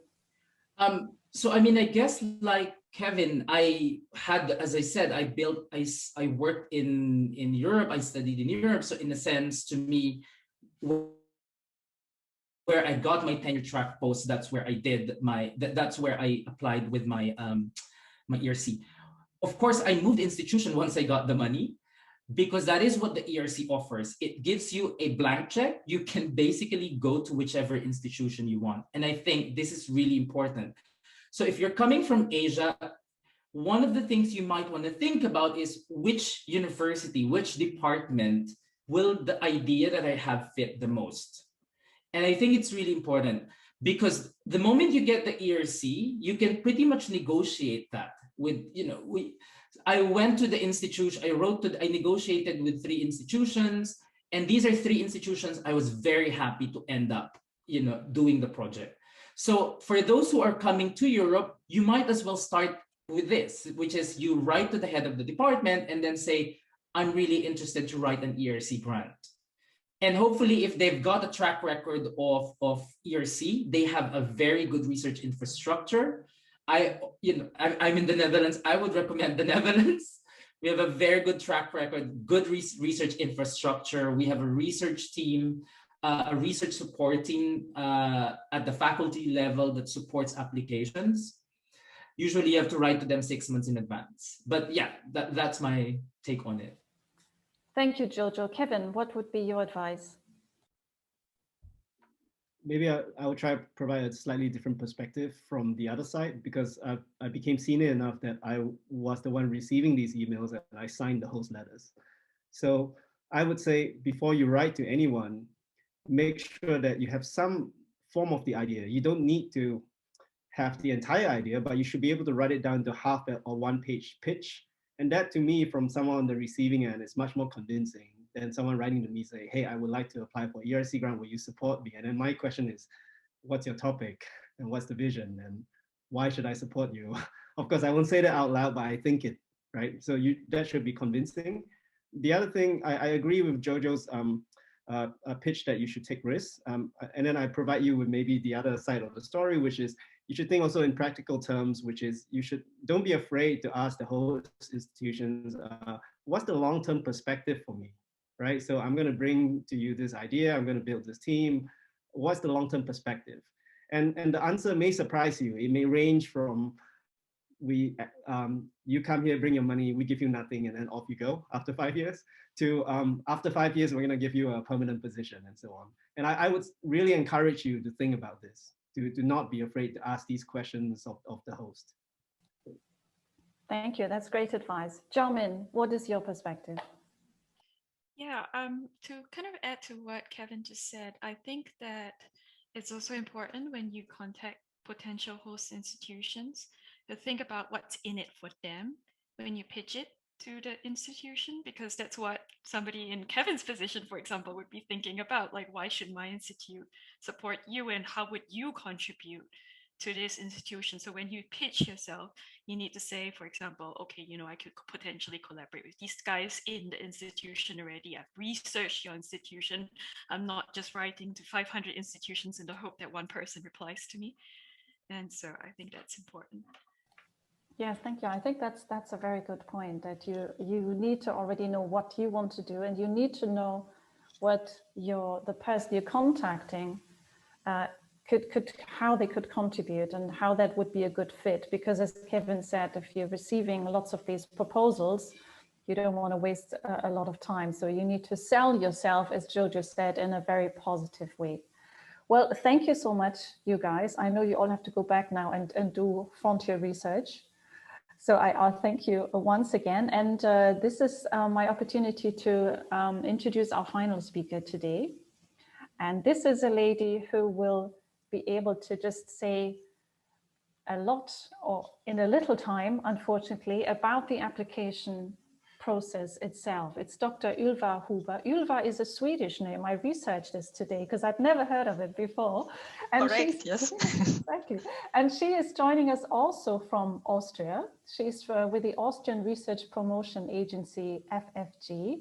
She is a geneticist by training, and she joined the FFG in 2004. And she has the very important role of National Contact Point, NCP. Now, this, of course, is a Europe-wide, in fact, it's a global network of advisors. And she is one of these wonderful people that are advising applicants to the ERC grants on how they can make sure that their grant has a good chance at being picked and being funded. So with this, Ulva, please, the floor is yours. Thank you very much. Good afternoon. Thank you very much for this kind introduction and above all for the kind invitation to this event. It is really great to have been able to join this session, to hear the captivating talks. So many important things have already been said, so I will try my best to complement maybe a few more of experiences at our end as National Contact Point organization on what are considerations, reflections that can be useful when you plan for an ERC proposal. And we have two advantages, I would say, namely on one hand, seeing lots of application. And one thing which came out, I think, beautifully by the talks before is they are all personal, they are all different. There are so many routes to success. There shouldn't be any blueprints. It's really a personal, your personal baby in a way, an ERC proposal, an ERC grant. And that is, I think it will be obvious to many or all of you, but not to keep that out of sight. And another advantage that we have is that we have access to all the comments that have been given by all ERC reviewers on all applications that come in via a database.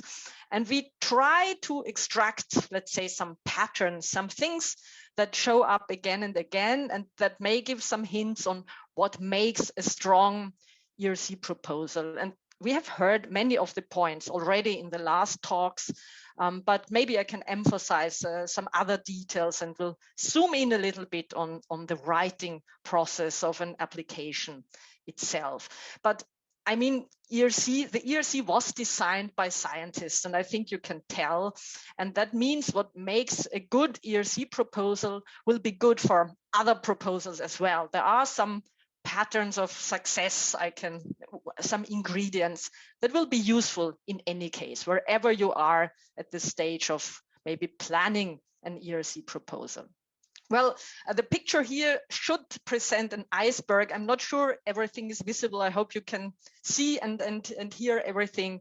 And this ties in beautifully both with what Jamin Chin said about not spending so much time writing, but juggling the idea back and forth in the head, and also by Jojo Nem Singh in terms of if you're not planning to apply immediately, think about it. It should really be the idea that you are most excited about, because then you will be able to excite others. So this picture should represent that not so long writing time. Maybe I've also seen impressive time frames, successful grants being written rather quickly.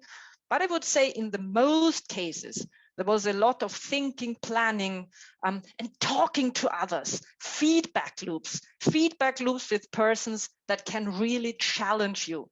That is important. That takes time, along with the mentoring that you may ideally receive. So that's what happens beneath the surface of this iceberg. We also already heard about the process of this two-step process application. I think it is still something that should be kept in mind, that you're in principle writing for two audiences, if you like, and that you also have to present two versions of the same exciting story. This famous extended synopsis, 5 empty pages, so complete freedom in terms how you will structure it. But this freedom maybe sometimes is a bit scary. 5 pages that really should capture the essence of your proposal, should give enough substance for evaluators to chew on in a way. And then this, in the first step, only this nutshell version will be available to the evaluators and to a very specific group of evaluators namely those who will in the end decide whether the proposal is funded or not. These are the so-called panel members we have heard already. They are really officially acting as generalists. They're usually, depending on the field, 12 to 16 researchers, scientists, 4 of whom usually will read your proposal. And I think from experience, maybe one of those will be rather close to what you're proposing, but many will be out of the scientific comfort zone, and that's on purpose. You could rather think they are flying like a helicopter over the landscape of your proposal, and they want to see if something significantly changes this landscape due to your proposal, if there's really a promise in your proposal to change the field or maybe establish a new field. And then chances are high that your proposal is invited into step, sorry, this is Zoom being a bit strict with the timing of the slides. I will jump back again. So around 25 to 30% of proposals successful in this first step are then invited to step 2, and there the full proposal becomes available. So both this synopsis and 15 pages scientific proposal, where you can expand more in particular on methodology, on details, on how you actually will make it happen. And there are 3 colored figures on this slide, because this shows that in the second step, the specialists will join, minimum 3. So, and they will also give their impression. They will really look at maybe methodological details, but they can question basically everything again. And they will give this feedback and send it to the panel members. And an exciting thing that happens also in step 2 is that you will then be invited to an interview, so you can actually reply to questions raised by all these evaluators on your proposal. And this all together will make the panel members meet once again. So they actually meet, they actually discuss, and then they will decide whether the proposal is ranked highly enough. And of course, fingers are crossed for all your planned applications. So basic or important message here, that you make this proposal as crystal clear as possible also for non-experts, and show them what's really exciting about it. And here I've now 2 slides trying to summarize some of the observations we made based on comments received by ERC reviewers. And many of them have already been raised, so I will not repeat everything. But one thing that is a frequent comment, of course, you're excited about the research that you want to do. You want to tackle a fundamental problem, a fundamental knowledge gap. Make that clear, and make clear why it really still is a gap, because there isn't always consensus on that. So why was this gap not yet closed? What barriers, if you like, prevented this breakthrough up to now? And this will then tie in nicely with the core novelty, what new approach you're bringing in. And we've heard how important it is to carve that out, so I will not explain that again.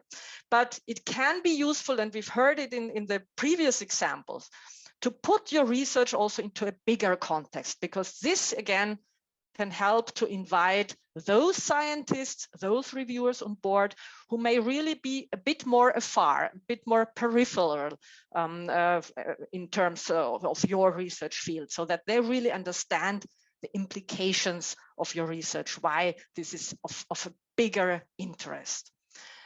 Some of the other things here I maybe will just briefly touch upon. We heard about groundbreaking. So yes, one critical comment you sometimes may read by reviewers is that they don't really see this big step, that they maybe have the impression this was rather a continuation from the research that has already been started by the PI. So the big leap may be extremely clear to you, most obvious to you, but this is again something where it pays off to be explicit, to explain things that may be less obvious to researchers outside your field. some other things I would like to pick up on.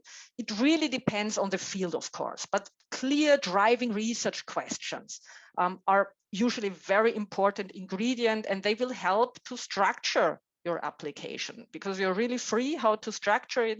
But this is a very good way of building a narrative, also, as we've heard before.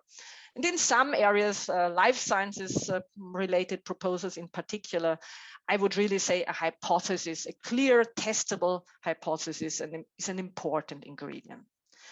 Now, we have heard how important it is to be ambitious, to really think about research. Yeah, you shouldn't be able to resist the idea that you want to pursue. That's certainly a good ingredient. But my impression is that sometimes this ambition is maybe a bit overemphasized, and applicants may have the impression that they have to put lots and lots really to make it big. But a good ERC project has also a clever and well-justified focus, because these are scientists. They will know that you cannot do everything in 5 years. It has to be credible that you're attacking exactly the right points of attack, if you like, that you really have a good approach to make a big difference in 5 years. So a clever balance between really showing the ambition, but again, having a clear and good focus for the 5 years, I think is an important, maybe underrated ingredient. And one way to show this balance can also be to show your ambition even beyond the 5 years of this project. So a kind of your research vision, maybe for the next 5 or 10 years, because this can also help to show that you have everything on your radar, that you know what else is out there and what could be the next frontier, but you, for very good reasons, are focusing for the next 5 years on the objectives, on the current aims, on the aims that you present. And that brings me to the research aims, and we have seen it in the beautiful, multifaceted examples before. They should be really clear, visible at first glance, not too many, not giving a centrifugal impression, but that one understands what's really what are going to be your priorities in the 5 years of the project. The gain-risk balance has been beautifully presented already. I will not say much about this, only emphasize, yes, please put it also in the extended synopsis.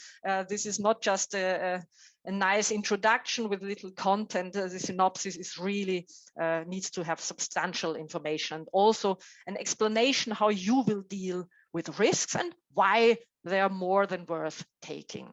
And a good way, of course, can be to have a kind of proof of principle paper, something that shows there is really something out there, and now you need the ERC to bring in the harvest. You can also present preliminary results already in B1. It can be very useful.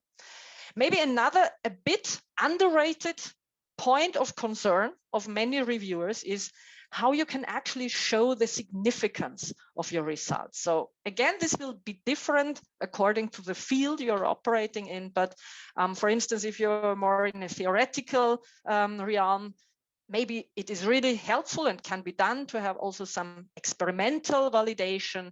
Or in the life sciences, question often will be, how can you go from correlation to causality? How can you prove that?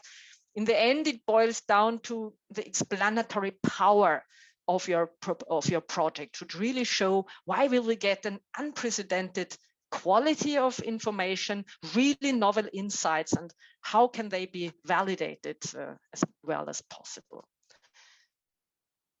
A few more points that I would like to pick up on, and many again have already been raised, but for instance, if you really have an ambitious project and things are happening within the 5 years, you may not know, and that's good. You don't need to have, if you would know everything, it would probably not be a good ERC project. So you may have to make choices somewhere along the project. You may not know everything already, or you made some important choices, of course, already at the beginning of the proposal. For instance, when choosing case studies, certain countries or models and so on.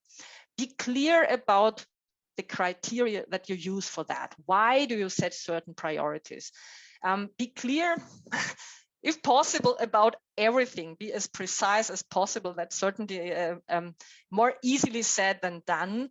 But we see that vagueness, lack of definitions, lack of illustrating examples, and so on, that is also something that can sink a proposal in the end. So and that's what may take time, to get really feedback loops by other peers who can show you what you maybe need to explain more, what isn't entirely clear yet.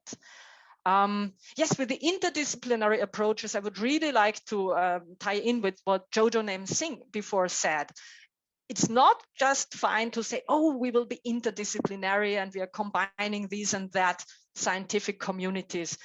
Show that you maybe already have worked with these communities, or how your plan is that you maybe find a common language, that you have concrete ideas of the exchange between these different expertise. So interdisciplinary as a keyword.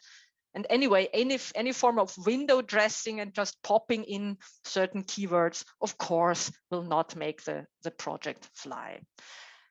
Maybe just picking up on a few more things. A structure is important. You have many ways of choosing the structure, but that we hear again and again, and we've been talking to many panel members, also grantees, and they emphasize it's important to have a clear structure of the proposal, not to get lost.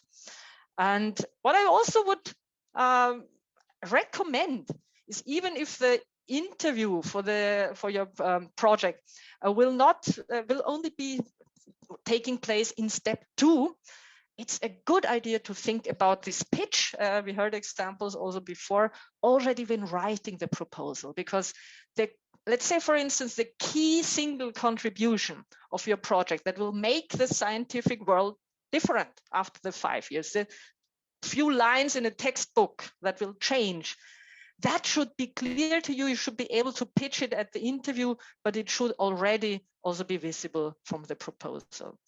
And in the end, and I think this has been beautifully demonstrated before, it's very good that you get feedback. Look for those who can give you most critical feedback. Maybe it will make you put everything apart and put it together again, your proposal. This is good, but at a certain point, you need, of course, to decide this is really your proposal. You need to be 100% convinced. It's your personal scientific vision that you want to communicate. So take only things on board that you really are convinced of. That would be a way, some hit list maybe of things that we have come across over the years. And if time allows, otherwise, please tell me, Susanne. I will just go quickly through a few things in terms of how can you, so the project is of course key, but it has to fit to your track record, to your CV. We've heard already some things about it, some very important considerations before, also in terms of long-term planning, but maybe to familiarize those of you who don't know the template yet, what is the space actually, where can you really explicitly present yourself? And we have already heard there's this template, a CV template of 2 pages.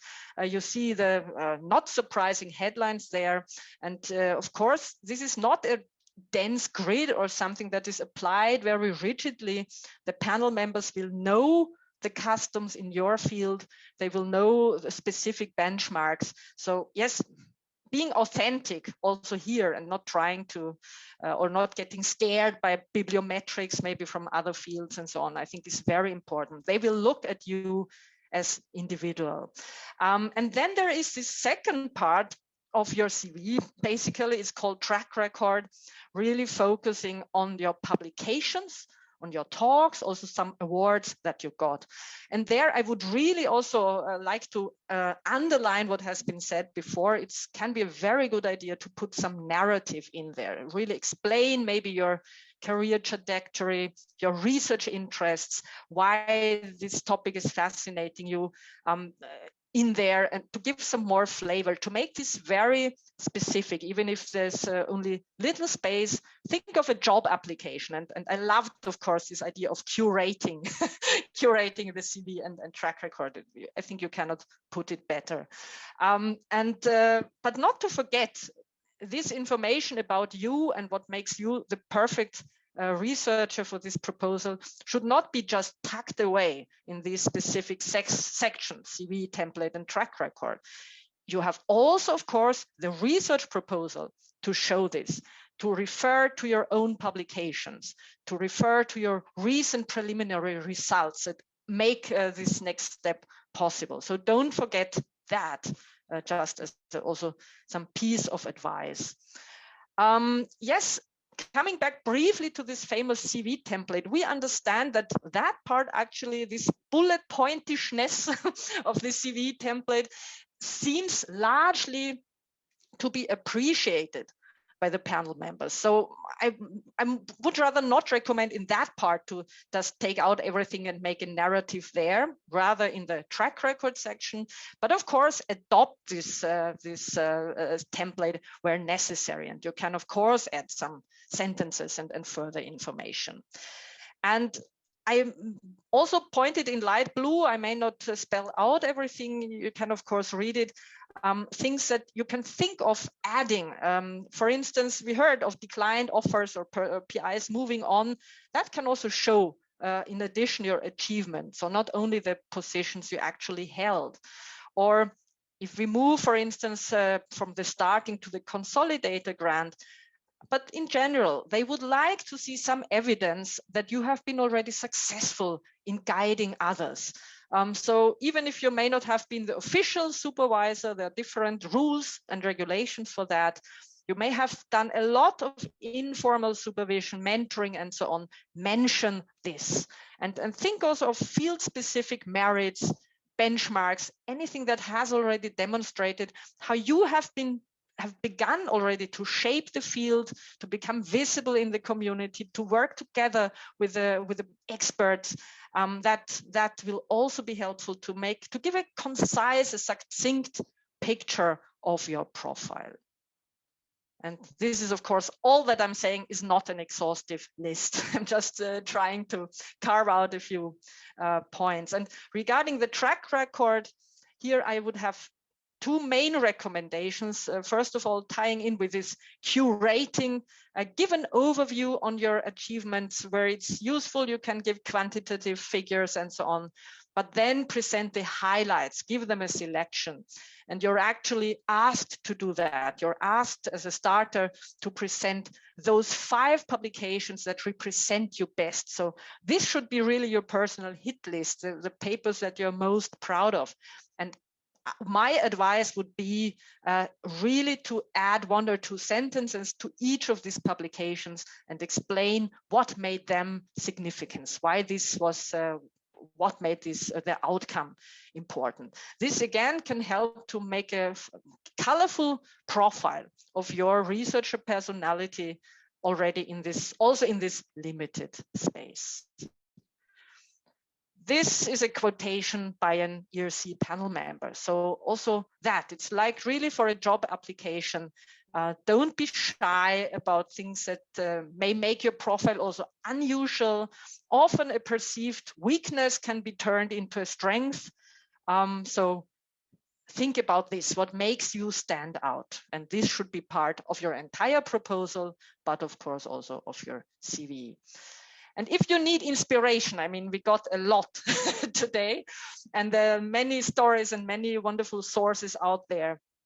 But one thing I would really like to warmly recommend is the ERC projects database, because this features many things. You can look for project abstracts across all fields, searching with keywords. And this is also useful because this 2000 character abstract is also very important in the communication between panel members, in getting a first understanding what makes your project special. So you get lots of examples of such successful abstracts, but you can also, of course, look up the PIs themselves. And if you're not certain whether you're ready yet to apply, have some orientation how their CVs looked at the time of application. That can bring you into an interesting dialogue with mentors, with other experts. And I think it's a good base for a first kind of desk research on your plans. And then just I will conclude with a couple of links you may have noted. I think these are really very helpful and bring up an interesting perspectives, and also quite a lot of myth busting. These new ERC classes by staff of the ERC executive agency sharing their tips for an application. You can look at that at the YouTube channel.